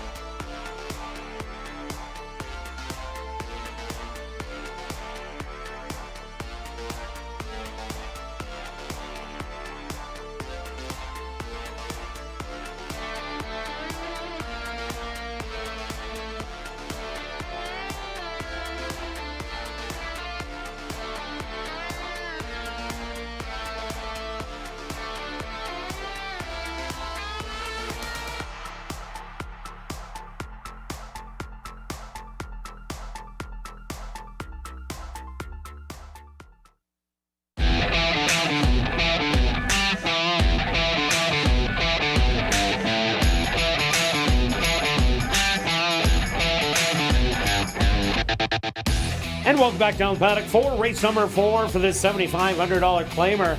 4 3-and-up maidens. They're going to go 7.5 furlongs. Kicking off jackpot pick 5 wagering. Quick look back at race number 3. Well stretched, Lucky Appeal today. Never totally got clean out of the gate, but got out much better, got the lead early, and it was all over. It was all over, and maybe slight pressure, but not a lot. The fractions, as you called it, and as soon you have that horse was ran in the Manitoba Derby, and so it had some back class. You hand the lead race over. Let's keep moving. We're kicking off. Remember, 8 races. We start the pick 5 here, $228,000. If you want to get the pool, today is the day to grab it. Because I think tomorrow, if nobody gets its mandatory payout, probably looking at $1 million, but that much money being played, it's very rare that you get the lone ticket. I'm going to start at the 4 to 5 shot. I was hoping for a better price, but it's early. Maybe people heard that it was my lock of the year, Kirt. Yeah, on I ASD heard that. Live. Well, finish up strong, and then everybody can remember that I got the lock of the year wrong. But this horse... Nobody will remember that next year, Stretch. No, that's right. Only for a couple days. This horse ran against Open last time. Pretty good field. Figures are actually very good. This horse didn't quite belong. I liked what the trainer decided to do, give this horse a race, and then kind of go from there. One of the better races when this horse did not get out of the gate and then circled and got a nice second-place finish against Ice Storm, who went on to win races. It's an on-3 lifer that just got lipped in an on-3 lifer. And so totally fits. Certainly can stalk. 2-back showed more speed than usual. Looks good in the paddock. Right trip, right to the winner's circle. Yeah, I agree with you. I also like number 2, Smack Over Lime. Here's a new one coming to the party from Canterbury. Has run some good races down there and brings a thing you want in this race, speed. As Speed has done well in the first 3 races, you need to be on it or stalking the lead. Smack Over Lime, last time out in the mud, showed some speed and backed out of it. But I really like those races earlier on in July where the horse ran 4th and 6th. 4th at 6 furlongs and then went 7.5 on the turf. Only got beat by 4 lengths in the end. We just seen Madison Turk and Praven Badri win with Lucky Appeal in race number 3, so they're going to try and get the double. Yeah, I that's a good invader, kind of the unknown. Let's go to, we both have the 1 in here. This horse has back-to-back 2-turn races. Special weight, that's a nice race. Last time against No Show, No Call. Not really a chance in there on the top 2. Why not enter and give yourself a chance to pick up a check, and did run a nice 3rd in that field. Yeah, another horse I like is number 3, Wit Sweet 16. I liked I Could Be the One, who was the massive favorite that day, but I liked Wit Sweet 16 and El Muzzin for 2nd and 3rd in there, and Wit Sweet 16 did run a big race, was dropping from the maiden allowance, did get beat by 3 rough shots and Pino Bambino, but now has those races under the belt, and after running that good one, this one could be a piece of things. Yeah, for sure. You talked about the speed on the 2. The other speed could be the 6. This Banker's Day can show the speed. Last time didn't kind of steadied early and then couldn't get the lead. Maybe this one's going to try to steal it. And number 5, Antigua Sky. They're going to try blinkers on today. Has worn them once in the life. Ran an encouraging race last time out. Came from the absolute clouds to run 5th, beaten 6th. So now that the horse adds the blinkers on, seems to be improving a bit. Here's another one that you just might want to throw in for a big price. Yeah, and if there's a big duel, you're going to look at the 7. Flat effort last time, but this horse can go the mile, which helps a lot. All right, let's go to our wagers here in race number 4. Pick 5 time stretch. What do you have? I've got 1 ticket. Wow. And I've got 4 with 5, with 5-8. I said it was my prime play lock of the year. I had $100 from my show parlay, 77 win on 4. Wow. And myself, I'm going to take 2 and 4 in here. Then I'm going to take the 1, 3, 5, and 6. I'm going to key the 5, take 1, 2, and 8, and I'm loading up in the last leg. 1, 2, 4, 5, 6, and 8. That's $28.80. Good luck with all your wagers here in race 4. We'll see you back for race 5. Kicking off $50,000 guaranteed. Pick 4 wagering.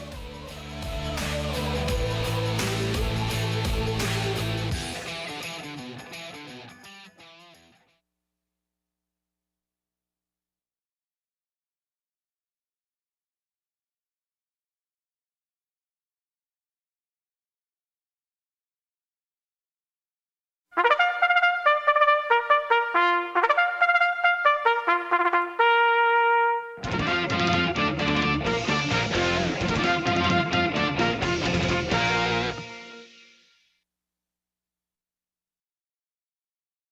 horses on the track for race number 4, they're going to go 7.5 furlongs for $10,000.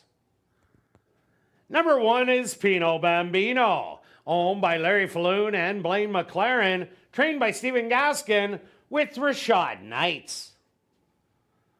Number 2 is Smack Over Lime, owned by Mike Taranjo, trained by Madison Turk with Praven Badri. Number 3 is Wit Sweet 16, owned by Henry Witt Jr., trained by Lee Delaron with Chavi and Chow. Number 4 is Distinct Tail, owned by Brent and Heather Rymack, trained by Brent Rymack with Antonio Whitehall. Number 5 is Antigua Sky, owned by Stella Racing, trained by Stephen Gaskin with Sven Baurup. Number 6 is Banker's Day, owned by Larry Falloon and Champion, trained by Devin Gittins with Siobhan Bell.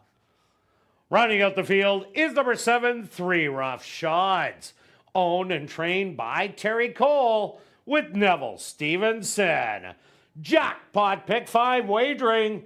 Here in race number 4, they'll go to post in approximately 3 minutes.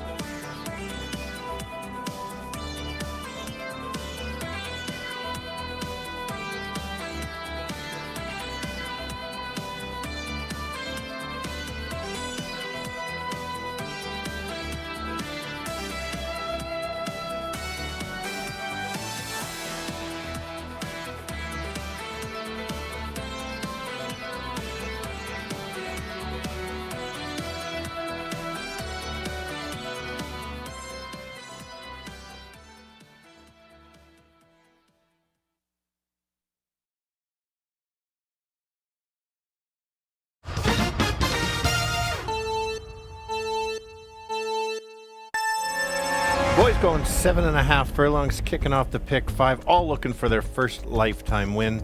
Means they're maidens. Let's go to the 4. This horse was not racing against maidens last time and ran evenly. 2 back ran a nice race, and one of the better races was going the 2 turns like he has this time. Gets out of the gate, should get a good trip and take over if he can run back to the last few races.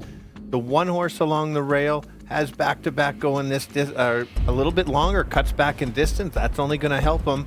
Could be on or near the lead. Certainly want to use that one. And the Invader from Canterbury up in Minnesota. We're going to have a bit of an unknown. Could go to the lead and try to steal it. Let's go 4, 1, and 2. Kirt. Yeah, Stretch, I'm with you on the 4 Distinct Tail. Last time we went a route of ground. Man, it ran such a huge race. but with the big favorite, ended up taking it. Now takes the big drop. That is the horse to beat. I also like number 2, Smack Over Lime. This horse brings speed to the race, and so far in the first 3 races, speed has been pretty dominant. So I'm liking that 7-1 price, and the 1 Pino Bambino. Another one taking a drop from the maiden allowance level. Draws the rail, should get a good trip. I'm going to give you 4, 2, and 1. Good luck here in race 4.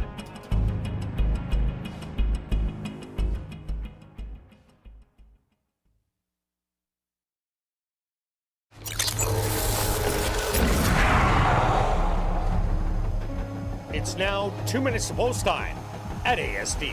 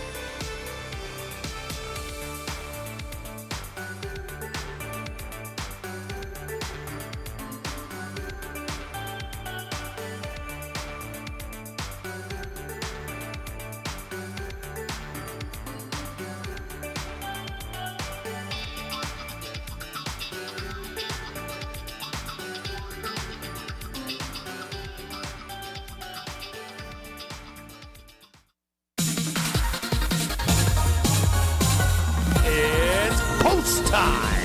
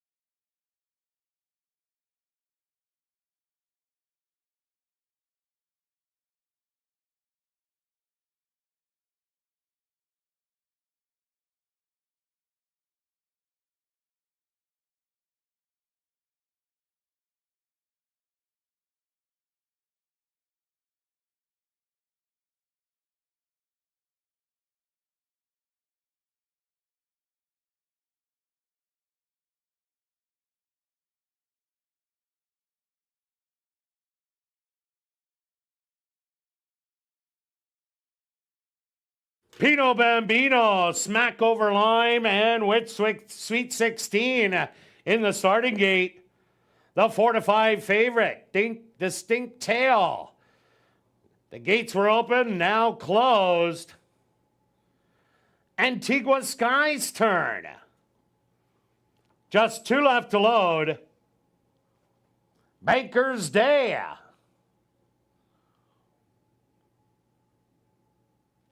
And now just waiting on 3 rough shots.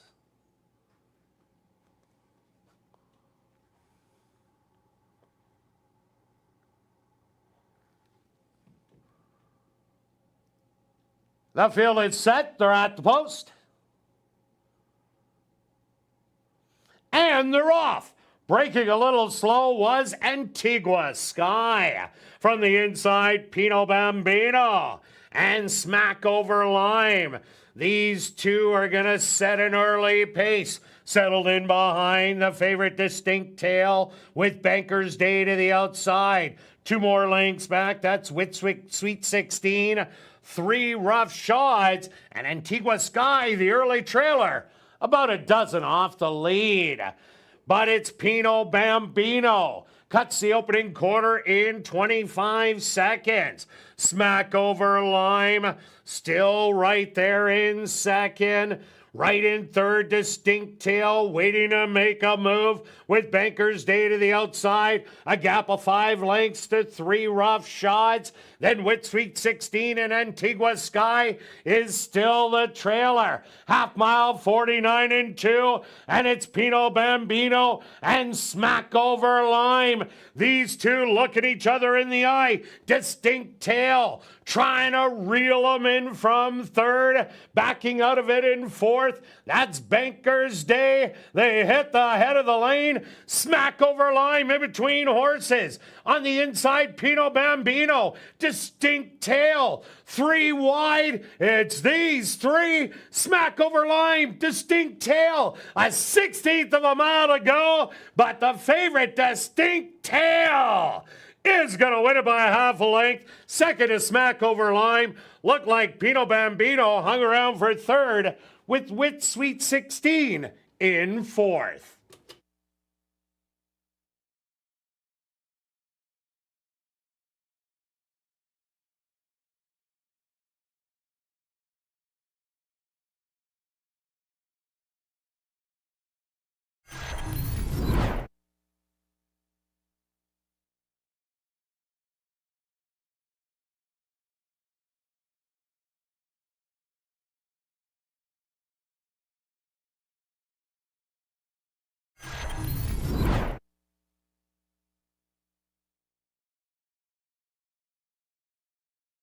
The stewards opposed to number 4, Distinct Tail, as your race winner.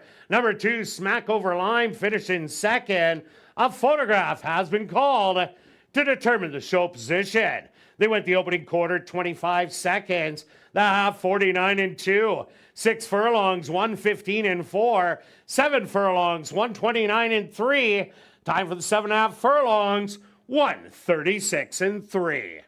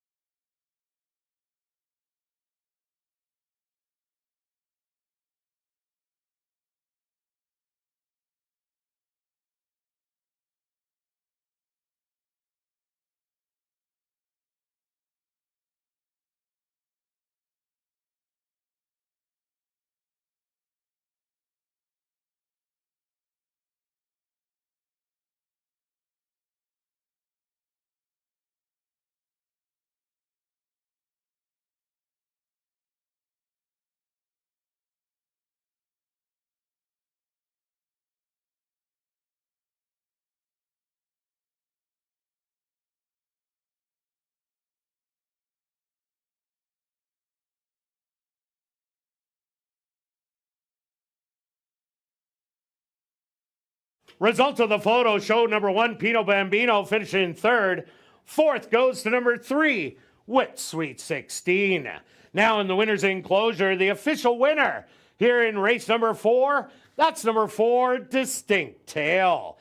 Distinct Tail is a bay gelding, 4 years old, by Tail of Verve, out of the mare Distinctively by Awesome Again. Owned by Brent and Heather Rymack, trained by Brent Rymack, and ridden to victory by Antonio Whitehall. Time for the 7.5 furlongs, 136 and 3.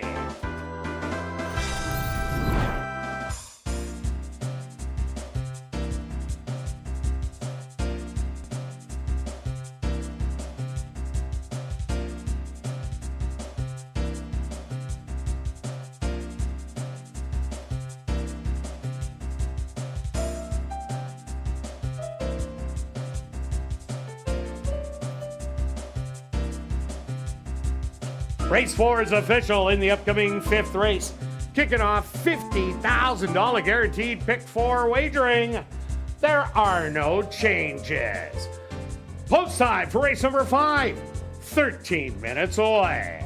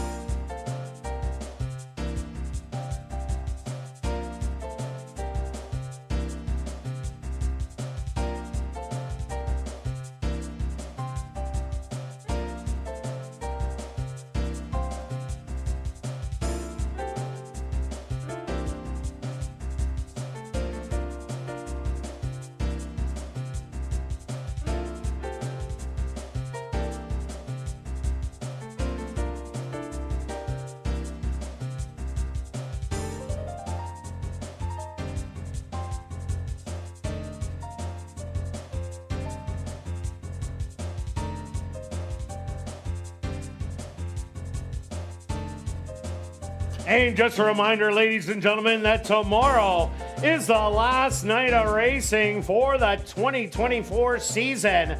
But Assiniboia Downs is open year-round for VLT gaming action, wagering on the top tracks from across North America, fabulous dining specials, and much more. Just check our website at asdowns.com for upcoming events.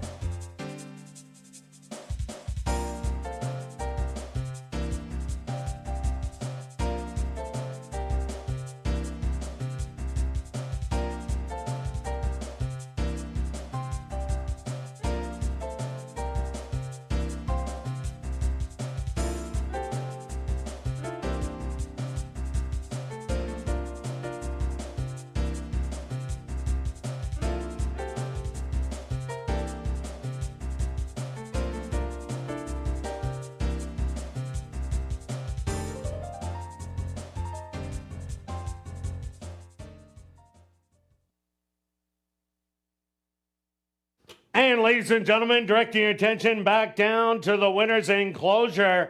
The CTHS Manitoba, the HPPA Manitoba, and Assiniboia Downs have created a monthly program that does recognize Manitoba breds and their respective trainers. At the end of the month, the point totals are calculated, and the leading point earner, the trainer, will be presented with a $500 cash prize and a $200 Assiniboia Downs gift card.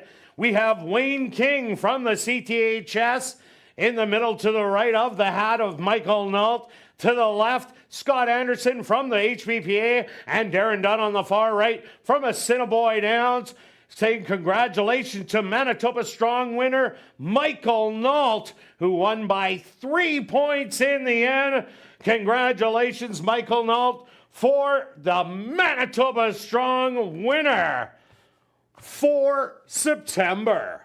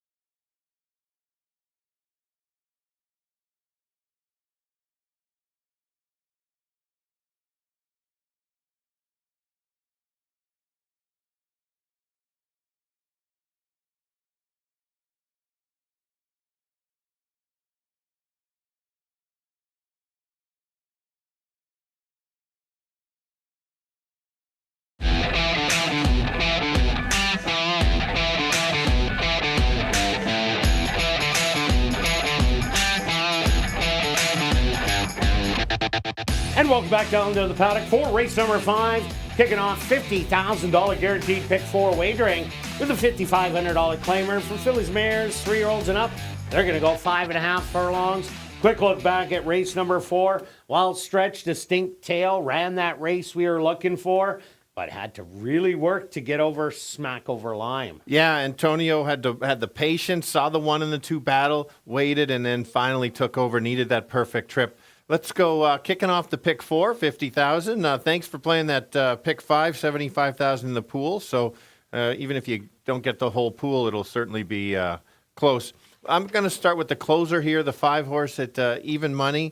This last time out, entry mate, just like in this race. Jared Brown had happy hour. That horse went to the lead. This horse sat back and tried to make a late close. It's hard to run down closers when there's no speed to run at. And so I think this horse, you just look at how good this horse has been running the last 4 starts.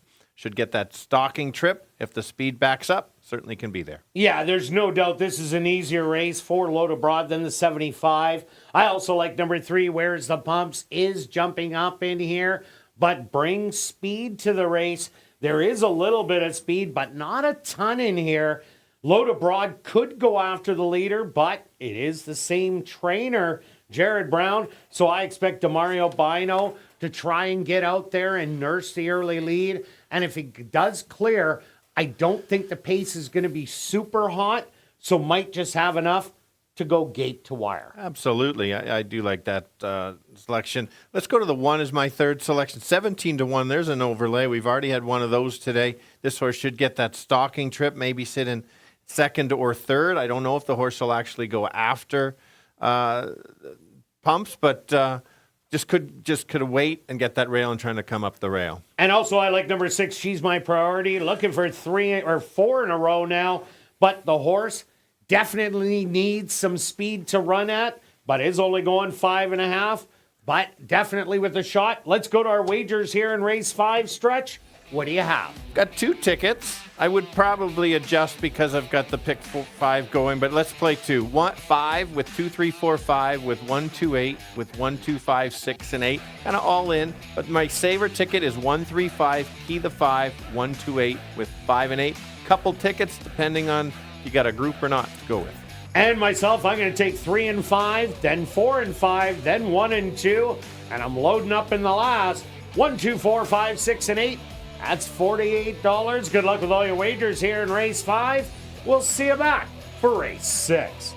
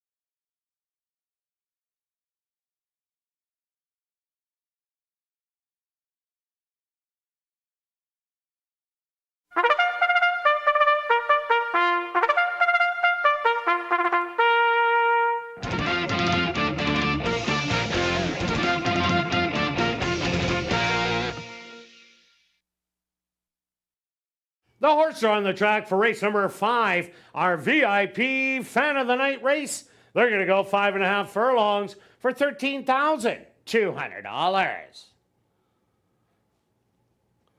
Number 1 is McLean's Bella, owned by Dark Cloud Racing, trained by Jamie Hartman with Rashad Nikes. Number 2 is Maybella, owned by TP Racing, trained by Maria Stanford with Dane Dawkins. Number 3 is Where's the Pumps, owned by King Couture and Sharon Newell, trained by Jared Brown with Demario Bino. Number 4 is Adams Creed, owned by Rick Wise and Vern Harder, trained by Rick Wise with Ronald Alley. Number 5 is Load Abroad, owned by Jared Brown and John Gannis, trained by Jared Brown with Dario Dalrymple. Number 6 is She's My Priority, owned by Final Stable, trained by Curtis Maxwell with Antonio Whitehall. Rounding out the field is number 7, Love Above and Beyond, owned by Marvin and Deb Buffalo and Arnold Suster, trained by Marvin Buffalo with Ronaldo Cumberbatch. Our VIP Fan of the Night race kicking off $50,000. Guaranteed pick 4 wagering. They'll go to post in approximately 3 minutes.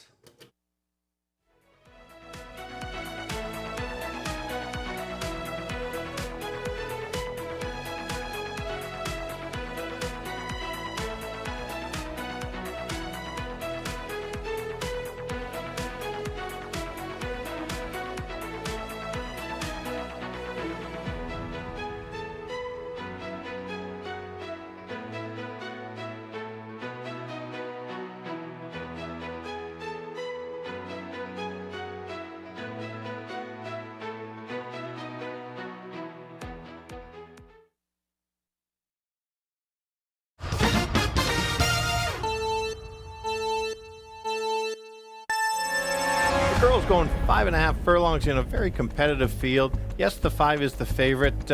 Has that closing kick. Will need the speed to kind of back up for her to get there. Belongs at this level, actually dropping in class a little bit, so that makes her ultra tough. The speed of the speed is going to be the 3. Where's the pumps? Big race last time, even the time before that. Gets that early pace, gets to shut it down, will be tough. How about a price horse? That's the one along the rail. This horse should not be 12 to 1. Should get that dream trip along the rail. Speed backs up. Maybe this horse can be right there. Might get the best trip of the bunch. 5-3-1. Kirt? Yeah, Stretch, I did go to number 3, Where's the Pumps? I don't see a lot of speed in here. So the last time, Loda Braun had to go against a speed horse. It was a Jared Brown horse that went wire to wire. So Where's the Pumps? Also a Jared Brown horse with speed. So I'm thinking this one might be able to take it all the way. You got to like number 5, Loda Braun, a model of consistency. This horse just keeps running 1 and 2 and won't be sitting far away from the lead. And number 6, She's My Priority, looking for 4 wins in a row, but she definitely needs a pace battle up front, as she did have it last time she won. But I'm going to give you 3, 5, and 6. Good luck here in race number 5.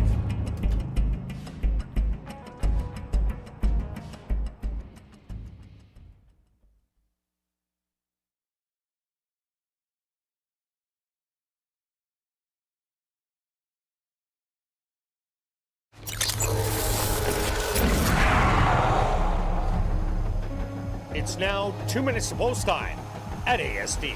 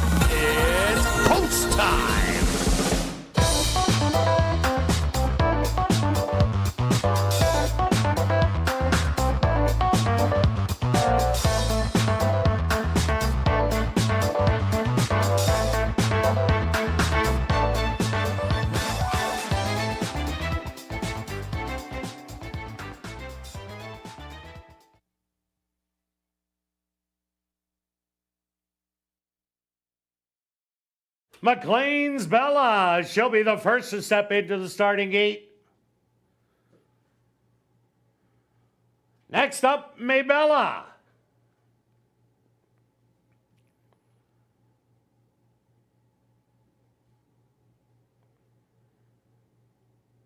Here comes Where's the Pumps. Adams Creed moves in. The 6-5 favorite, Loda Broad's turn. Just 2 left to load. She's My Priority. And now just waiting on Love Above and Beyond. The field is set. They're at the post.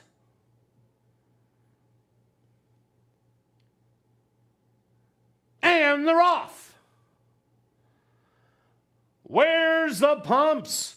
Shows some good early speed to the outside of her. Adams Creed on the inside. Maybella also wants a piece of the lead, as does McLean's Bella on the rail. Loda Broad is 4 wide. Then Love Above and Beyond, and She's My Priority, patiently waiting at the back of the field. The opening quarter, 23-2. Where's the Pumps with the advantage by a half a length. Adams Creed in between horses. Loda Broad 3 wide. Love Above and Beyond 2 lengths back in 4th. They hit the head of the lane, and Where's the Pumps spins out of the turn with the advantage by a half a length through a half in 47 seconds. In between horses, Adams Creed and Loda Broad. Where's the Pumps at the 16th pole is looking for the wire. Adams Creed, these two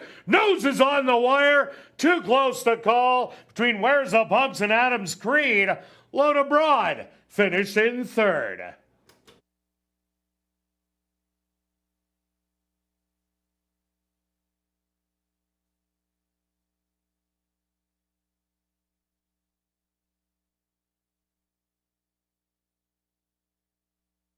The stewards have requested a photograph to determine the winning horse. They went the opening quarter 23-2, the half 47 seconds. 5 furlongs, 1 minute. Time for the 5.5 furlongs, 1:07.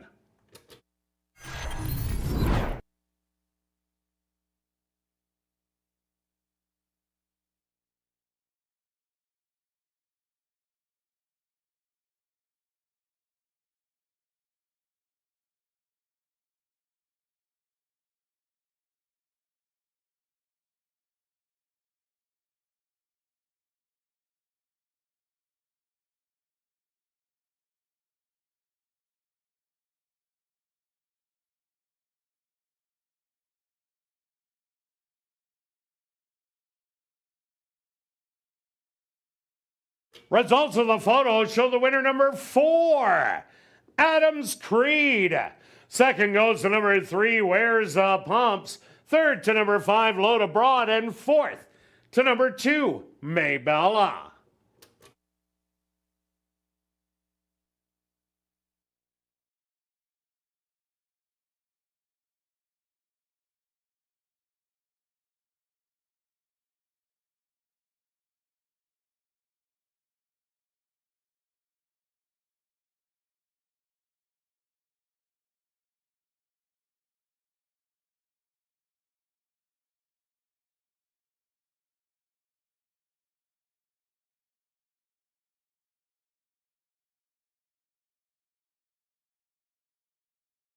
Now entering the winner's enclosure, the unofficial winner here in race number 5, our VIP Fan of the Night race.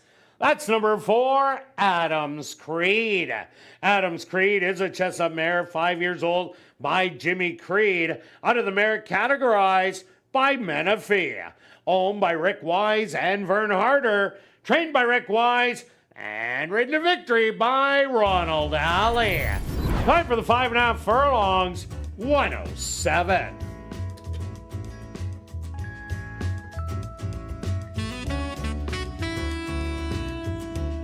Race 5 is official in the upcoming 6th race. There are no changes.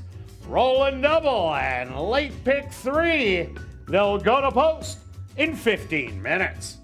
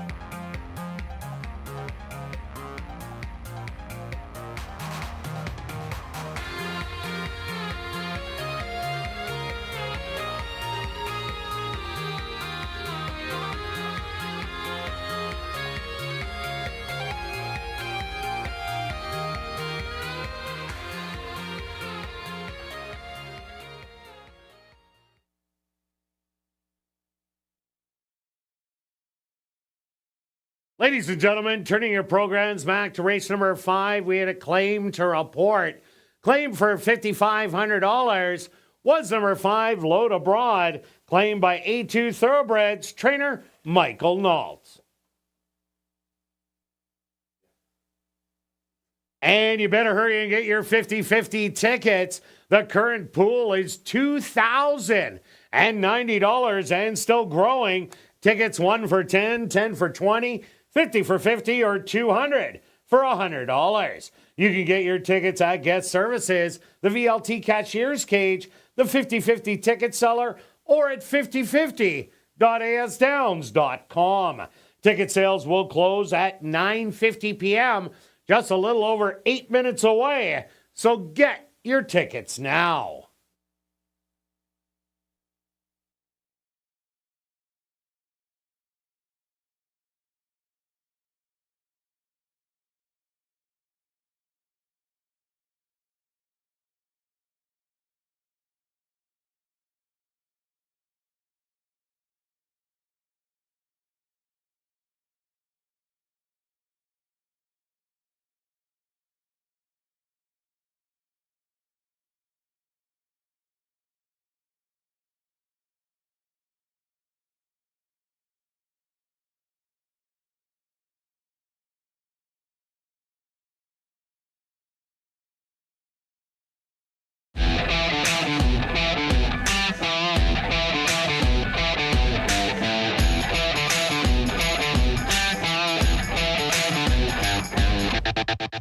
And welcome back down paddock for race number 6. We have a $7,500 claimer.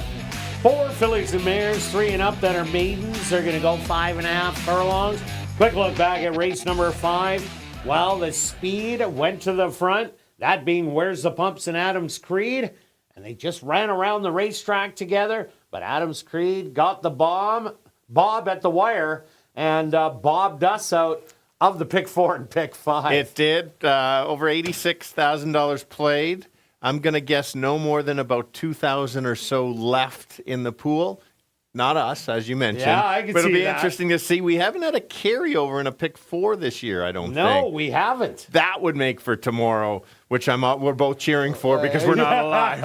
All right. Okay, on to race number 6. Stretch, what do you got? All right, so we've got the speed track, so let's go to a speed horse, and that's Blue Tango. This horse I actually feel has got better the last few starts, especially the last time beat a dropper, a maiden special weight dropper. This horse was relatively handily for second, cuts back from 6 to 5.5 furlongs. There is a bit of other speed, but not Blue Tango speed. And how the track is playing, I think that upgrades him a little bit more. Yeah, no doubt about it. Another horse I like in here, as you do, number 4, Not True. Did make a rally last time out with the eventual winner, that being Mystery Dance, but kind of flattened out late down the lane. So this horse doesn't have that big closing kick. It'll just be a little kick down the lane. So they're going to have to really tire for Not True to get the win, but it can definitely happen, as there is a couple others with speed. Yeah, I agree with you. I took the Invader from Fort Erie, and basically the Invader, we had one win the other day. I think we've got this one. You're coming for the start. We saw the Canterbury horse run a big effort in the 4th race. Smack over line. Yeah, and so 11-1 worth a shot.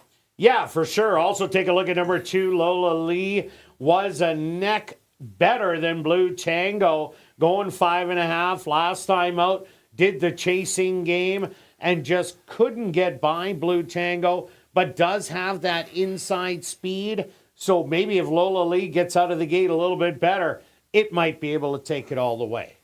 For sure. Let's take a look at the one. This horse has started special weight, had some gait problems. This horse gets the rail. Maybe it can stalk and sometimes show speed. How the track is playing, maybe that might be your upset. And the 6-horse Tree Hugger ran a big race 2 outs ago in the maiden allowances, dropped down to 7,500, but was unable to get up. Was in a good stalking position, but just couldn't kick. Is 5-2 on the board, and if it brings that race from 2 outs ago, definitely this horse can win. Yeah, notice how I left out. I let you talk about the Tree Hugger there. We got beat up early on in the year by it. Yeah, let's go to the 7-horse. Only one lifetime start. Maiden special weight. Been off all year. Going to give it a try. Steadied early. Did get bet down. So if this horse, been training, maybe the one start could be the wake-up race, basically. Yeah, the steady works. Yep. All right, let's go to our wagers here in race 6 stretch. What do you have? Well, I've got look at that. $2 try. 5 with 2, 3, 4, 6 with 2, 3, 4, 6. $1.12, making it 24. You're doing it a different way. We'll see. I like it. You're trying to figure out which. Go ahead. Yeah, I'm trying not to figure out who's underneath. I'm just going to take 30 to win on the 5. Good luck with all your wagers here in race 6, and we'll see you back for race 7. Classic high 5 wagering that does have a carryover of just over $2,800.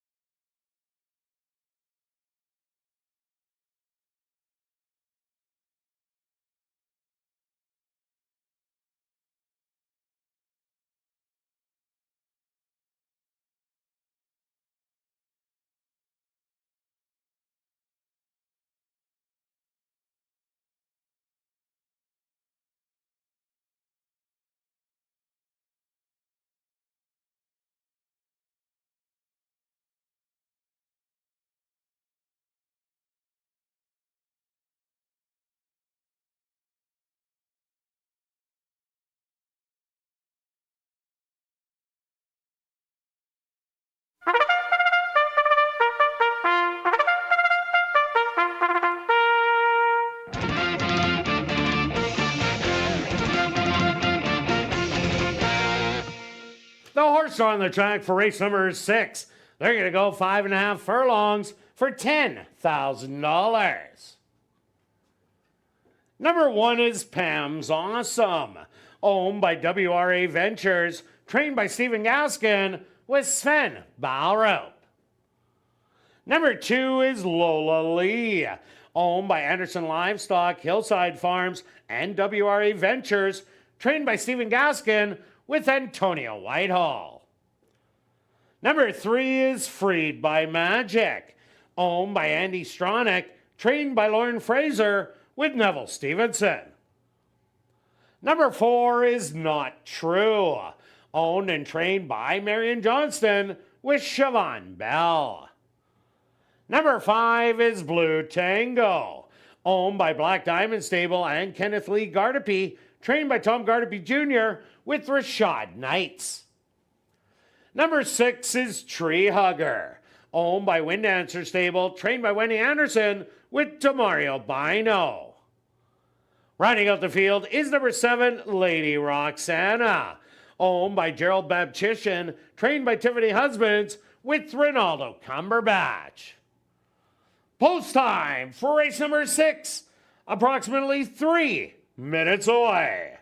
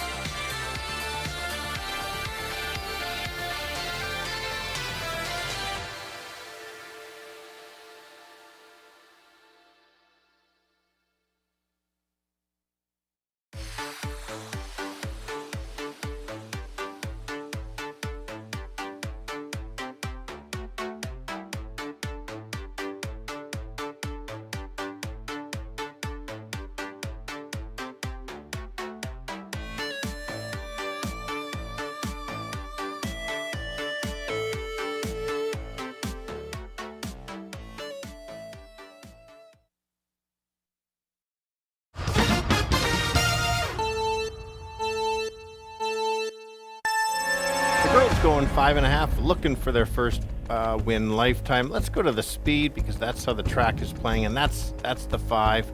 Showed speed last time, got beat by a slightly better horse last start out. Cuts back from the 6 to 5.5. That does make a difference for this horse.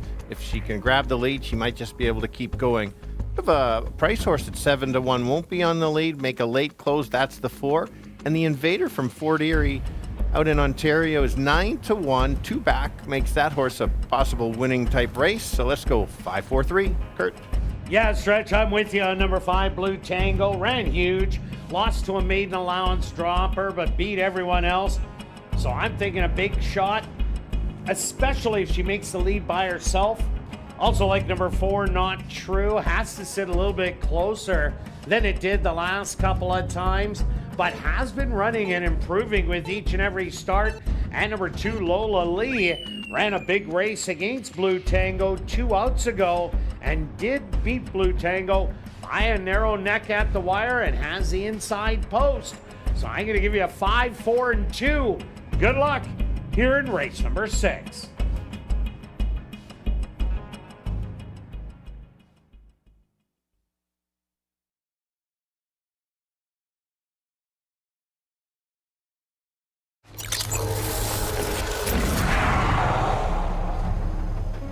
It's now 2 minutes to post time at ASD.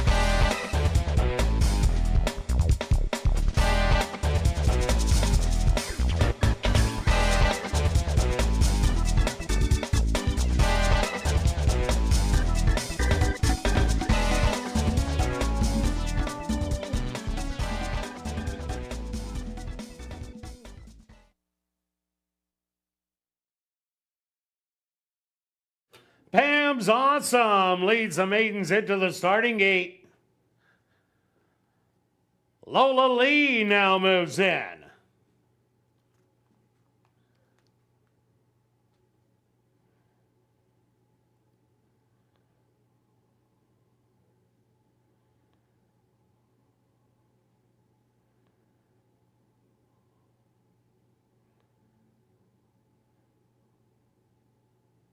Freed by Magic is next. Not True walks up and in. The 9-5 favorite, Blue Tango, walks right in. Just 2 left to load. Tree Hugger. And now just waiting on Lady Roxana.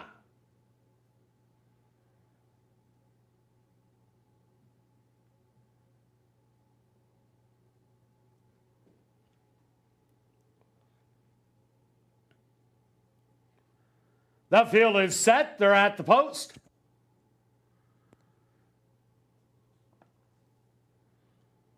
Pam's Awesome fractious in the starting gate. Slight delay into the running of race number 6.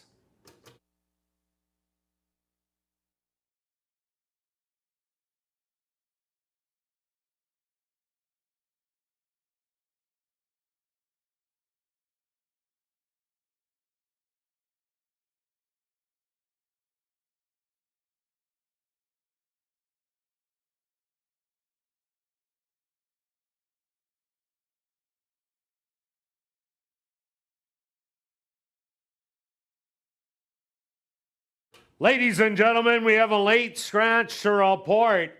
Scratch number 1, Pam's Awesome. Once again, a late scratch to report. In this is 6th race. Scratch number 1, Pam's Awesome. If you wagered on number 1, Pam's Awesome, there will be a complete refund. If you use number 1, Pam's Awesome in your pick 3s, pick 4s, or pick 5s, the favorite at post time will be substituted. Late scratch here in the 6th race. Scratch number 1, Pam's Awesome.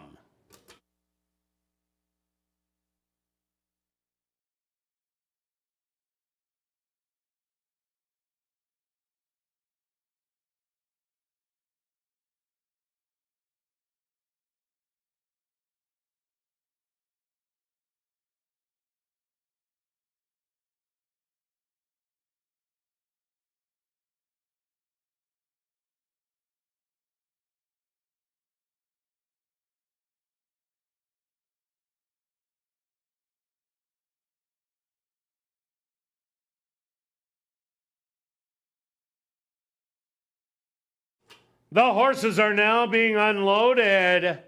Approximate post time, 3 minutes away.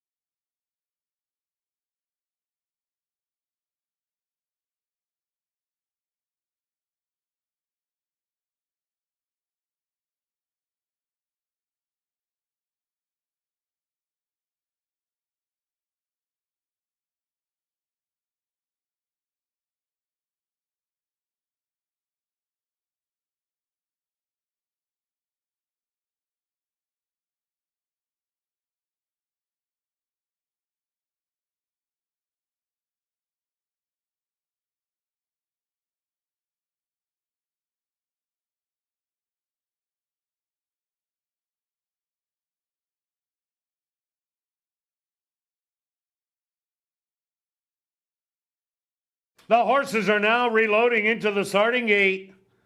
Lola Lee will be the first one to go in.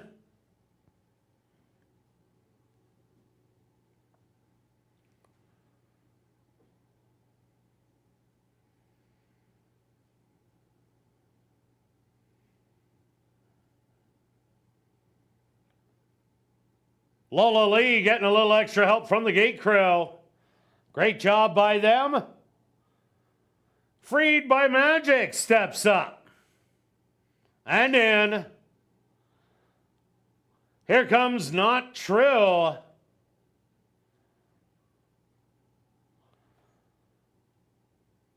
Blue Tango ready to go in. Just 2 left to load. Tree Hugger.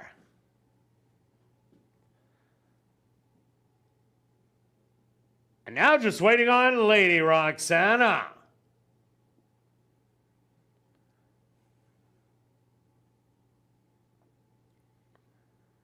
The field is set. They're at the post. And they're off. From the middle, Blue Tango. Straight out after the early lead, but Lola Lee has the same idea.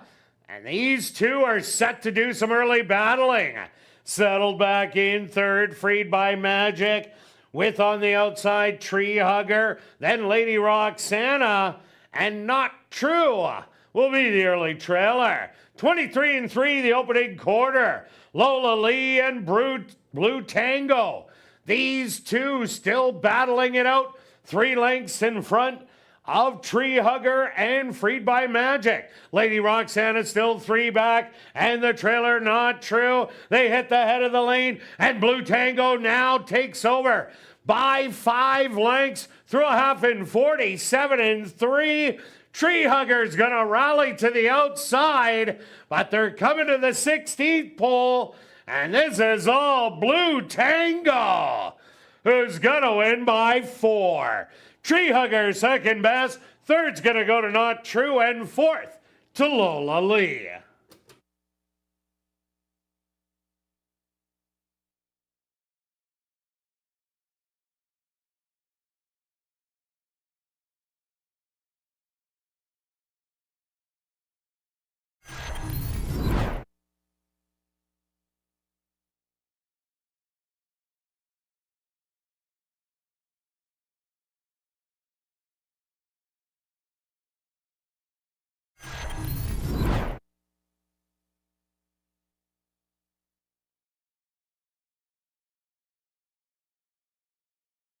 The Stewart's opposed to number 5, Blue Tango.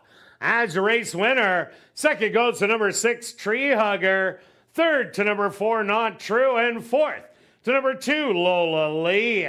They went the opening quarter 23-3, the half 47-3. 5 furlongs, 1 minute and 3/5. Time for the 5.5 furlongs, 107-3.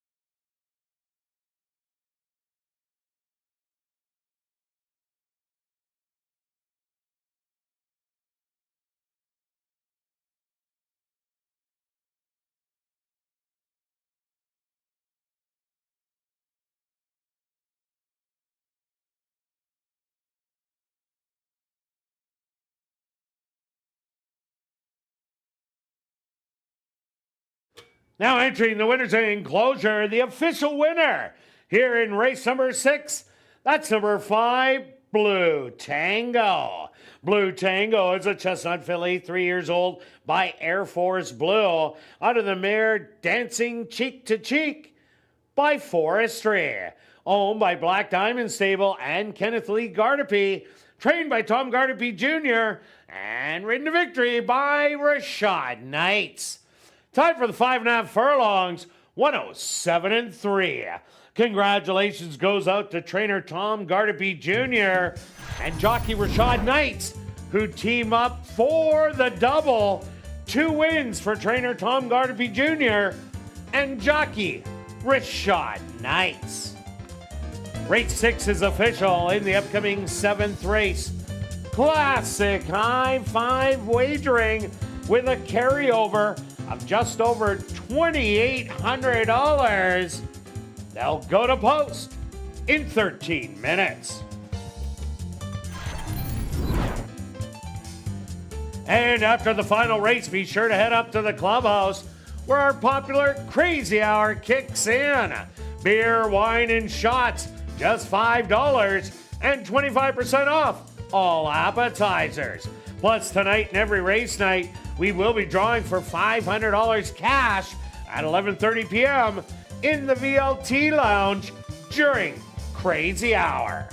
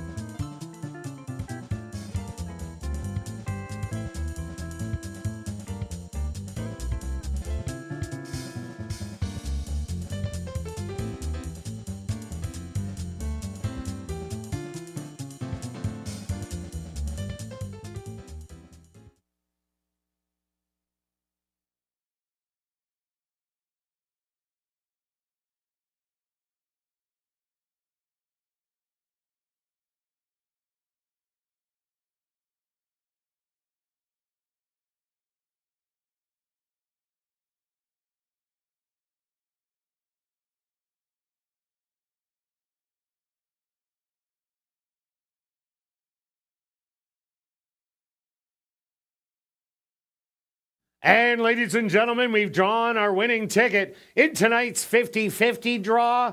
Series AT, the number 8801799. Congratulations, you've won $1,100 $145, and that ticket was purchased on track. You can collect your winnings at guest services on the main floor, South End.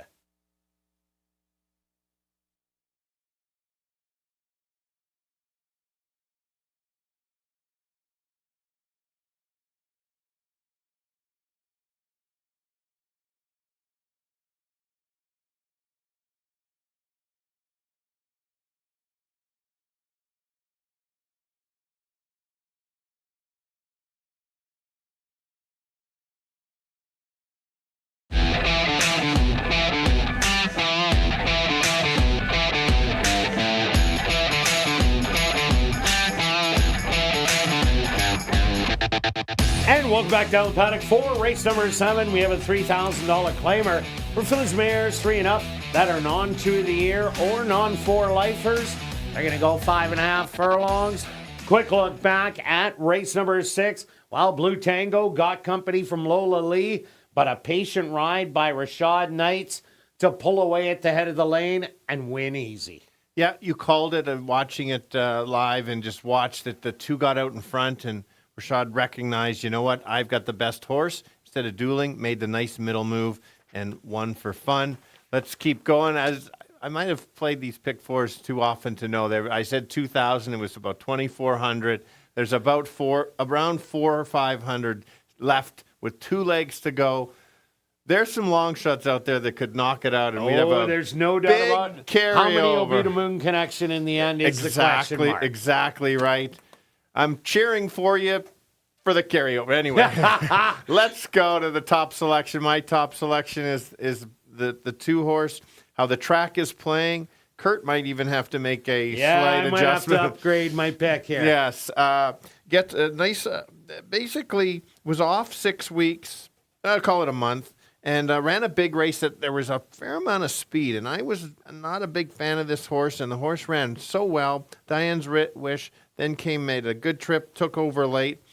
I just think that if this horse gets loose, which has a chance to, there is a bit of other speed, but kind of the back class says that this horse could go gate to wire. Yeah, down the street, Debbie was the grief last time out, and throw in Miss Langskip, who also has good half-mile speed. So it could get heated up on the front end. I might have to upgrade to the 2, but I do like number 1, Diamond Grand. Ran lights out last time out. Was beaten by I Ladies, who won the previous start. Now cuts back to the 5.5 furlongs.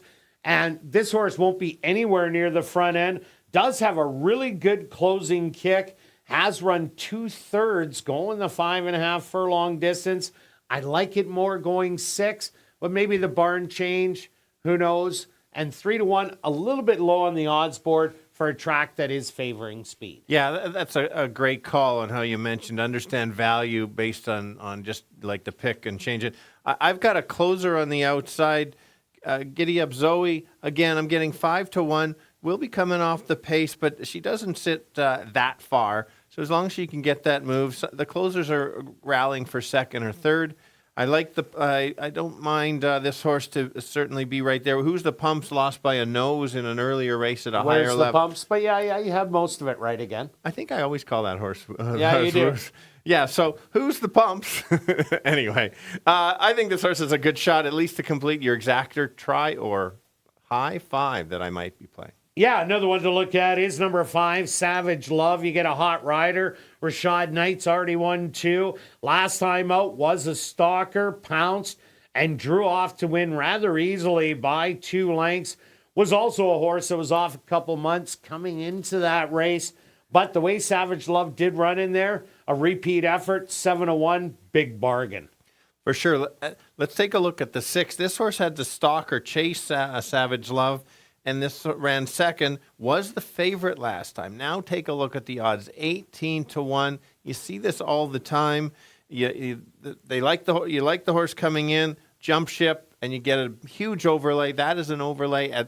I think this horse has to be used somewhere, just could get the right trip. Yeah, no doubt. It ran 2 outs ago, only got beat by 4 to Where's the Pumps. Also look at number 4, Miss Langskip. Ran a big race 2 outs ago in the non-winners of the year. had a clear lead, but Giddy Up Zoe went by in the final strides. Last time out, there was just too much speed with Where's the Pumps in there. Ended up backing up, but won't like that Liking It Twisted is in the race. So it's going to be tough for Miss Langskip with the front running style to get a piece. For sure. Let's look at the 7 horse. 5 of 9 in the money at the distance, according to DRF.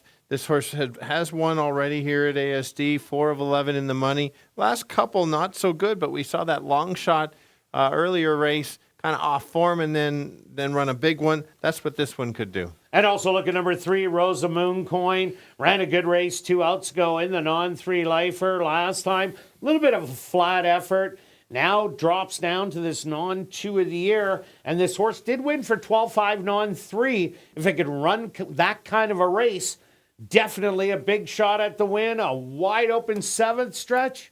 What do you have? I have my high 5 taking a shot. Of course you do. It's a carryover. Yeah, after a couple wins earlier on the card. Let's go for it.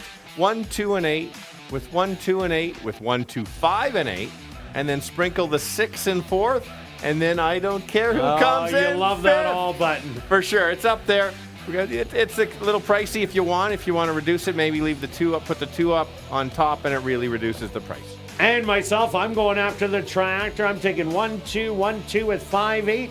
That's $4, but I'm taking a $5 one for 20. Good luck with all your wagers here in race 7, and we'll see you back for race 8.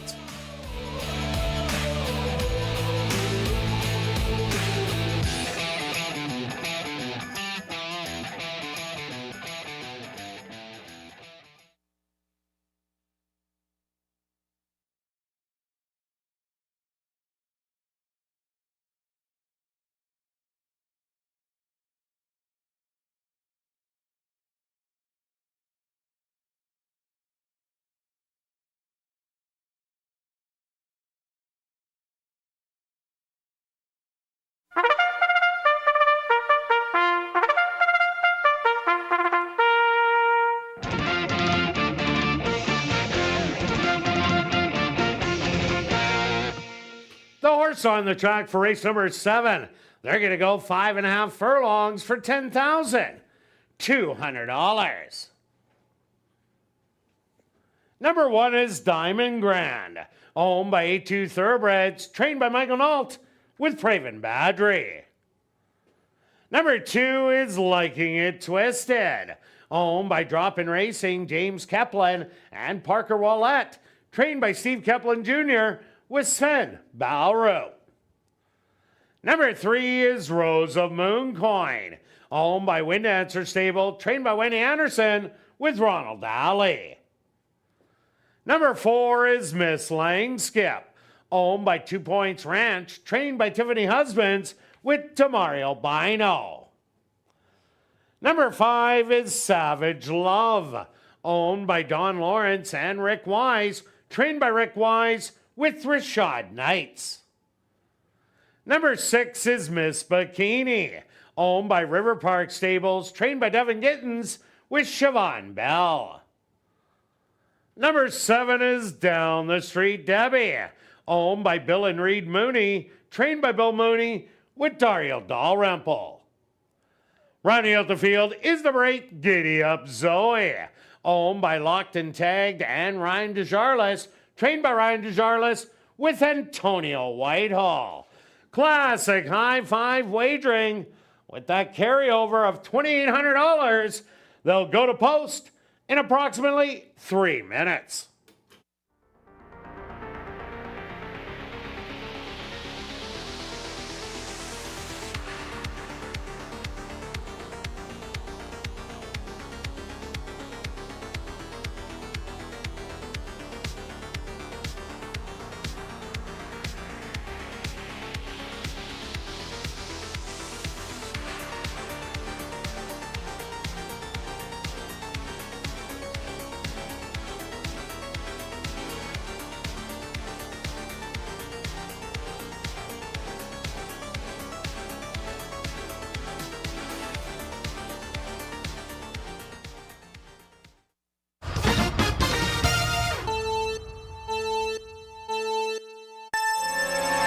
both going 5.5 furlongs. Should be a pretty good pace early, but I think the 2 is the speed of the speed.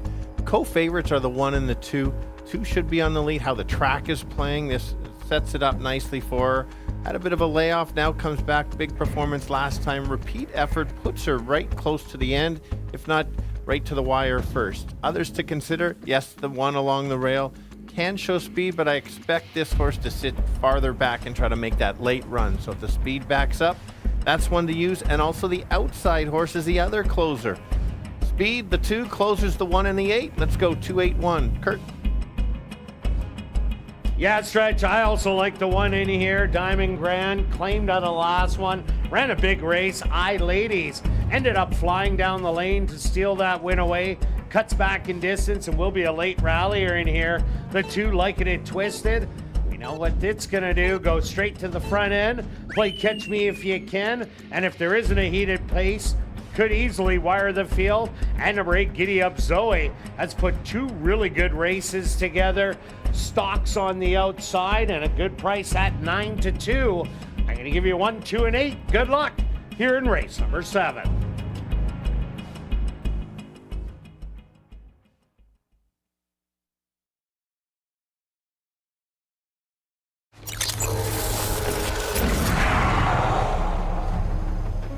It's now 2 minutes to post time at ASD.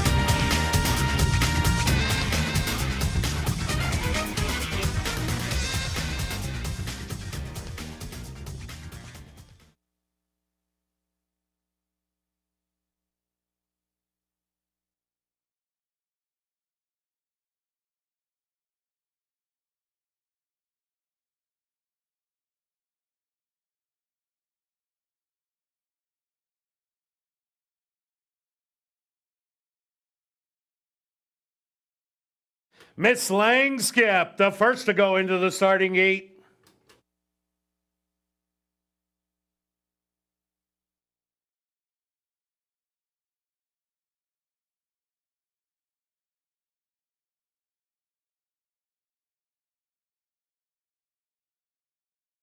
Diamond Grand now set to move in.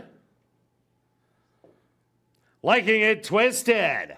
The 3-2 favorite walks up and in. Here comes Rosa Mooncoin.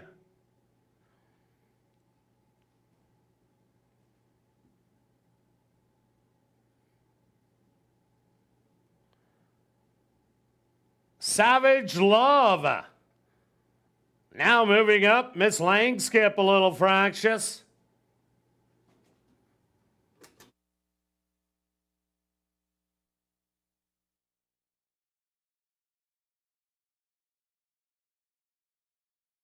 It's now Miss Bikini's turn. Just 2 left to load.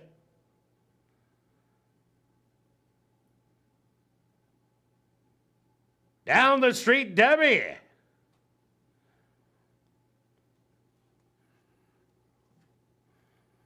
And now just waiting on Giddy Up Zoe to the outside.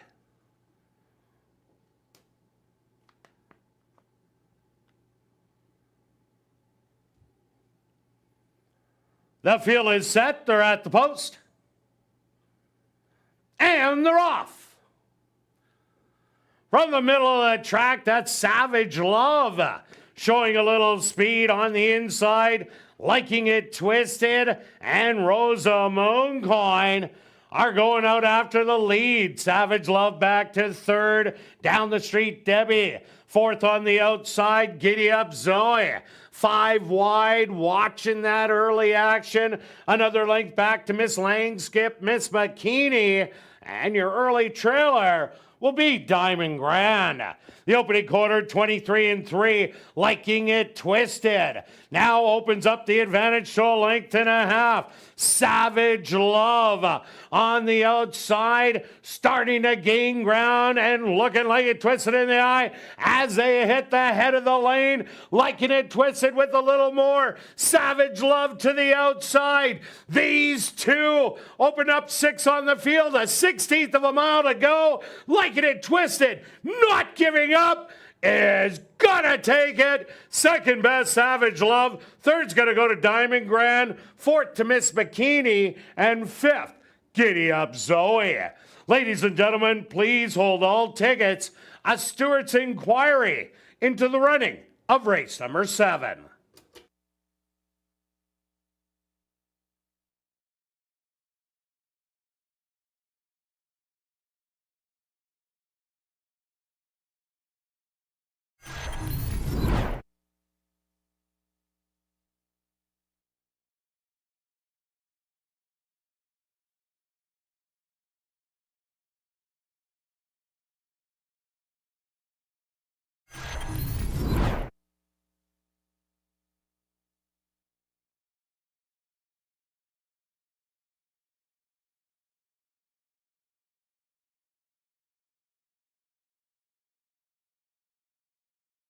The Stewart's opposed to number 2, Liking It Twisted. As a race winner, second goes to number 5, Savage Love. Third to number 1, Diamond Grand. Fourth to number 6, Miss Bikini. And fifth to number 8, Giddy Up Zoe. They went the opening quarter 23-3. The half 47-1. 5 furlongs, 1 minute. Time for the 5.5 furlongs, 106-4.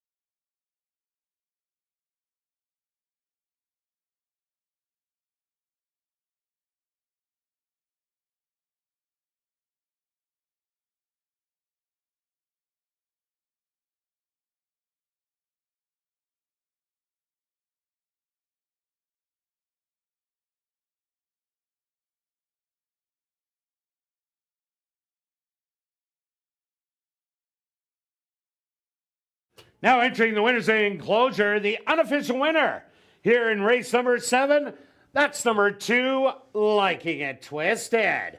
Liking It Twisted is a bay mare, 5 years old, by Jess's Dream. Out of the mare, Like You as a Friend, by Value Plus. Owned by Drop-In Racing, James Kaplan, and Parker Wallette. Trained by Steve Kaplan Jr., and ridden to unofficial victory by Sven Balrout. Tied for the 5.5 furlongs, 106 and 4.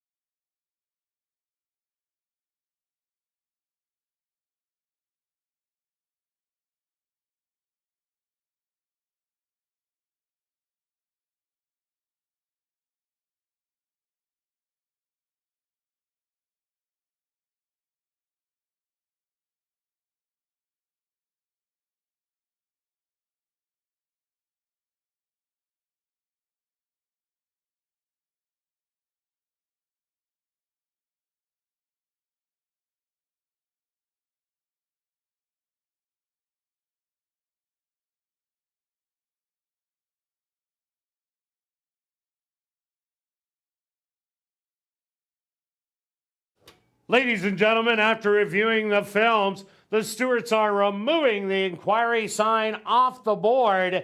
2, 5, 1, 6, and 8 will become official.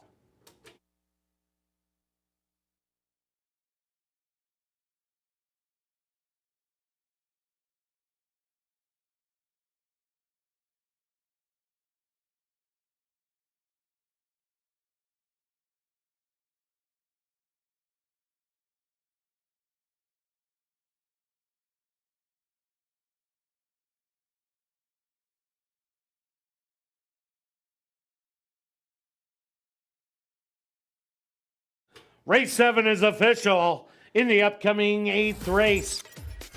Classic High 5 wagering. There are no changes. Classic High 5 here in race number 8.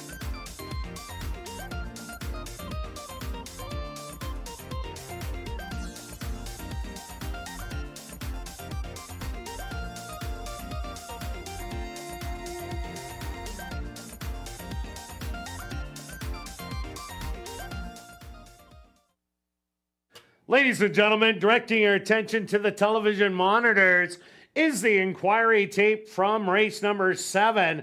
Pay special attention to the jockey in blue. That's Ronald Alley aboard number 3, Rosa Mooncoin.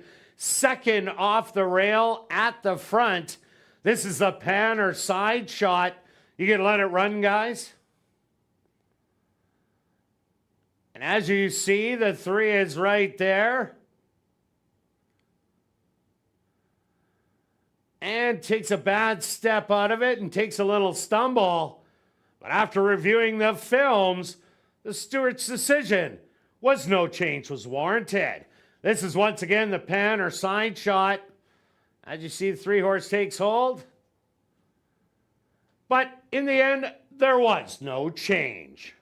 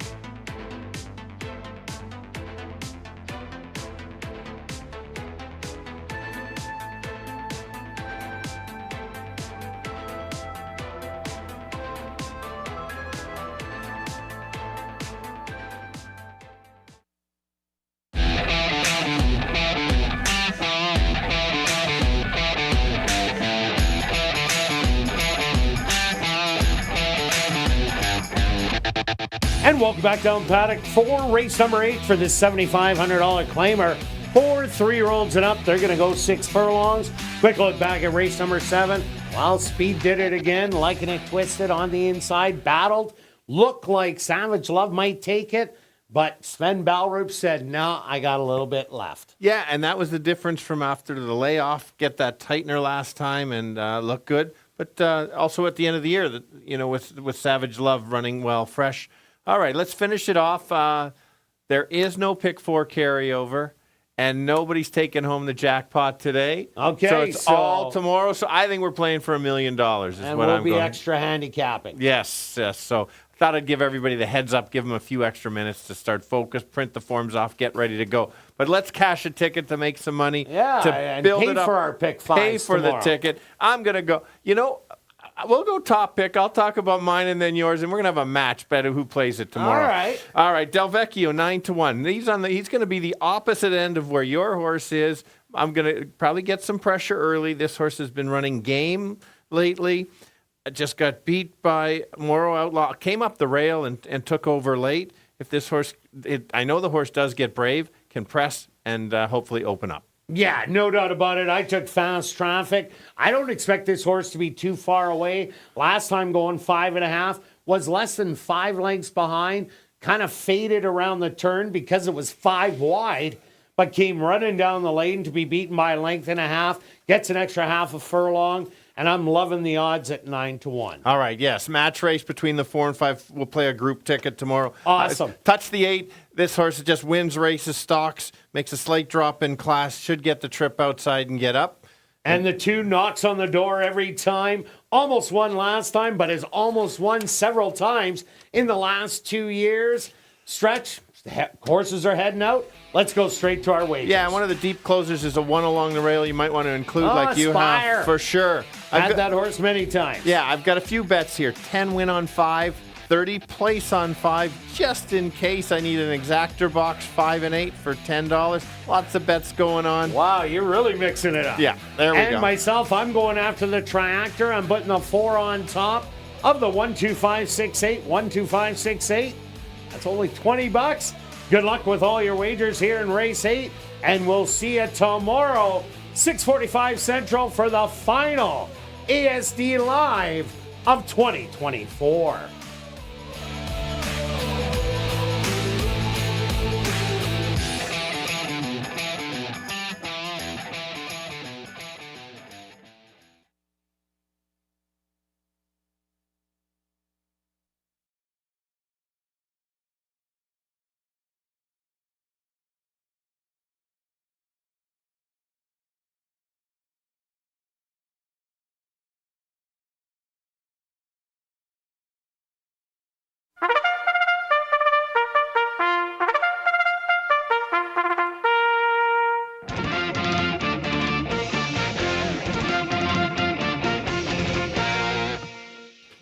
Are on the track for race number 8.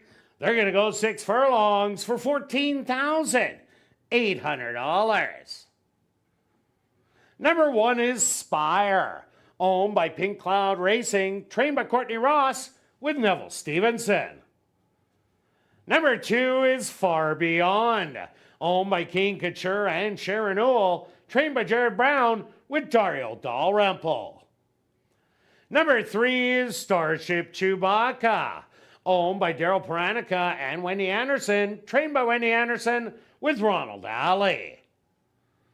Number 4 is Fast Traffic, owned by Henry Witt Jr., trained by Lee Delaron with Ronaldo Cumberbatch.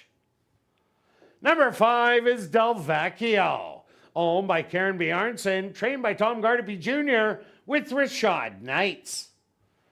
Number 6 is Gallant Oak, owned by Bill Meikle and Wind Dancer Stable, trained by Wendy Anderson with Demario Bino. Number 7 is Lucky Luke, owned by Don Senebald, trained by Lee Delaron with Chavanel Patterson. Rounding out the field is number 8, Moon Connection, owned by Drop-In Racing, James Kepplin and Parker Wallette, trained by Steve Kepplin Jr. with Sven Balrup. Classic high five wagering here in race number 8. They'll go to post in approximately 3 minutes.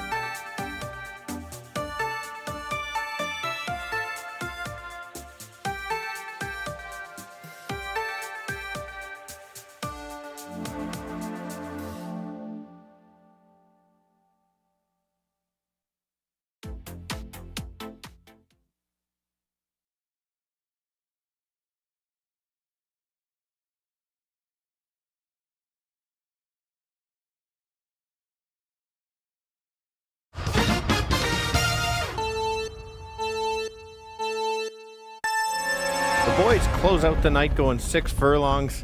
Let's try to beat the favorite. Might be silly to do that, but let's try the 5 Del Vecchio. This horse can show a lot of speed. He gets very brave. His last race was one of his best, one of the year. A repeat effort puts him right there at the end. Who's the horse to beat? That's the 8. He just keeps winning races. 6 races this year already. Drops a little bit in class from that last effort. Repeat of that, he's going to be tough. The other ones to consider, hasn't won this year, but has the talent. That's the 2 along the rail, getting 5-1. Maybe not a win bet, but place or show in your try. So let's go 5, 8, and 2. Kirt? And stretch, I went to number 4, Fast Traffic. Big race last time out, was on the far outside. Now gets an extra half a furlong. I really think that's going to make the difference. Was running against much better. Moon Connection. This is a model of consistency. Keeps beating them up. But I am taking a shot also to get him beat today. And the 2 Far Beyond. Always a bridesmaid, never a bride. 4, 8, and 2 for me. Good luck here in race number 8.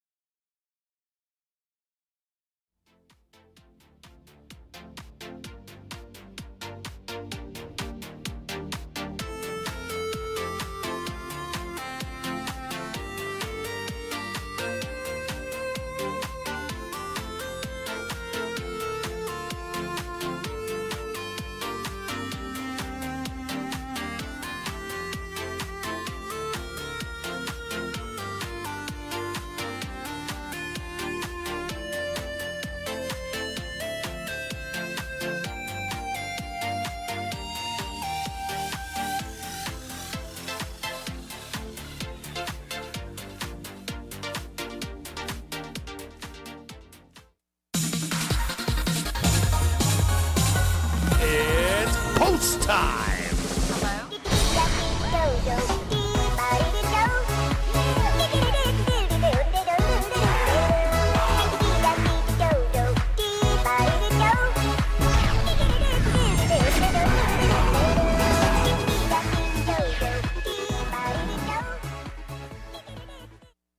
Spire leads the field in for the nightcap.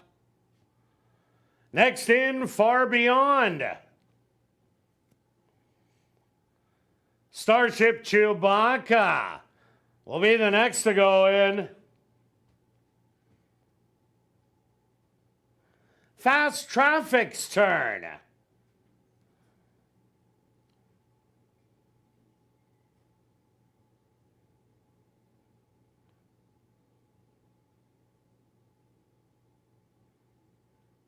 Here comes Del Vecchio.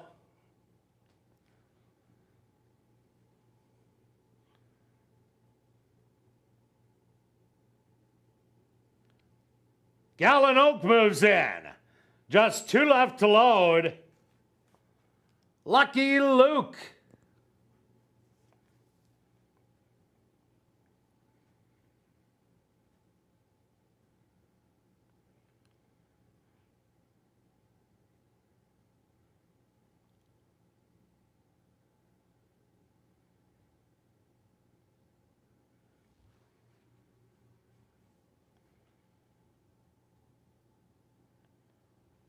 Lucky Luke will get a little extra help from the gate crew.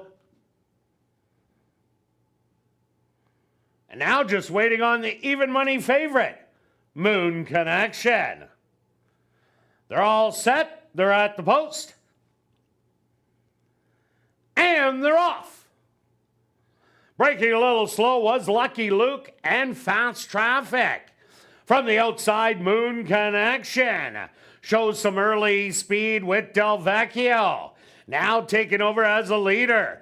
Back in second on the inside, Starship Chewbacca. Moon Connection in third. Lucky Luke back in fourth. 3 more back to Gallon Oak. Then it's Spire, Far Beyond, and well back to Fast Traffic.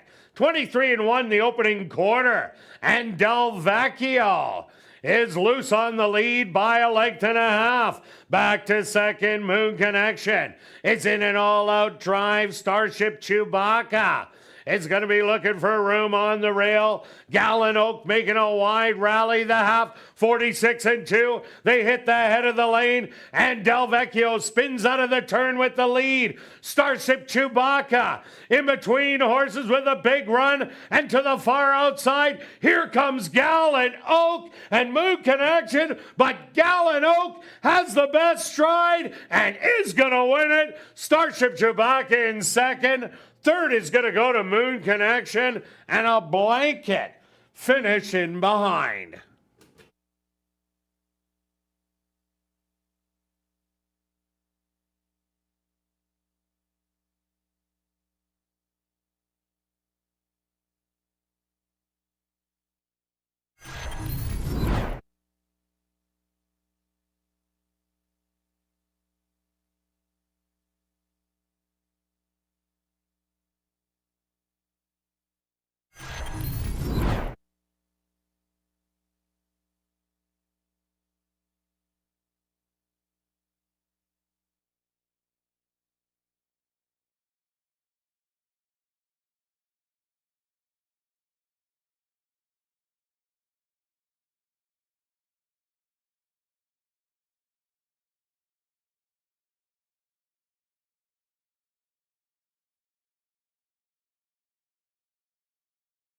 The Stewart's opposed to number 6, Gallon Oak, as your race winner. Second goes to number 3, Starship Chewbacca. Third to number 8, Moon Connection. Fourth to number 5, Del Vecchio. And fifth to number 1, Spire. They went the opening quarter 23-1, the half 46-2. 5 furlongs, 59-1. Time for the 6 furlongs, 12-2.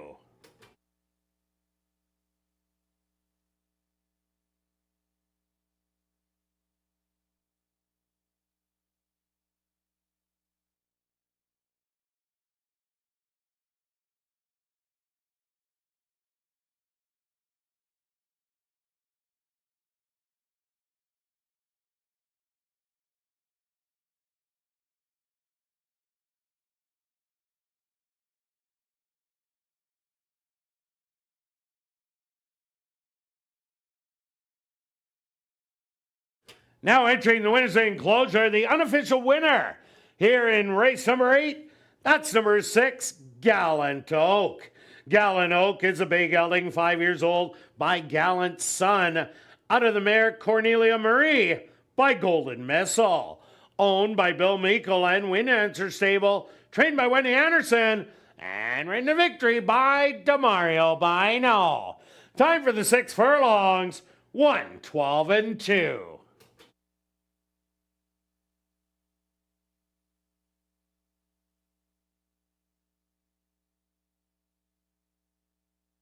Well, now it's time to head up to the clubhouse to enjoy Crazy Hour on the second level, where there is a free $500 cash draw that will take place at 11:30 p.m. in the VLT Lounge, as well as beer, shots, and wine, just $5 and 25% off all appetizers.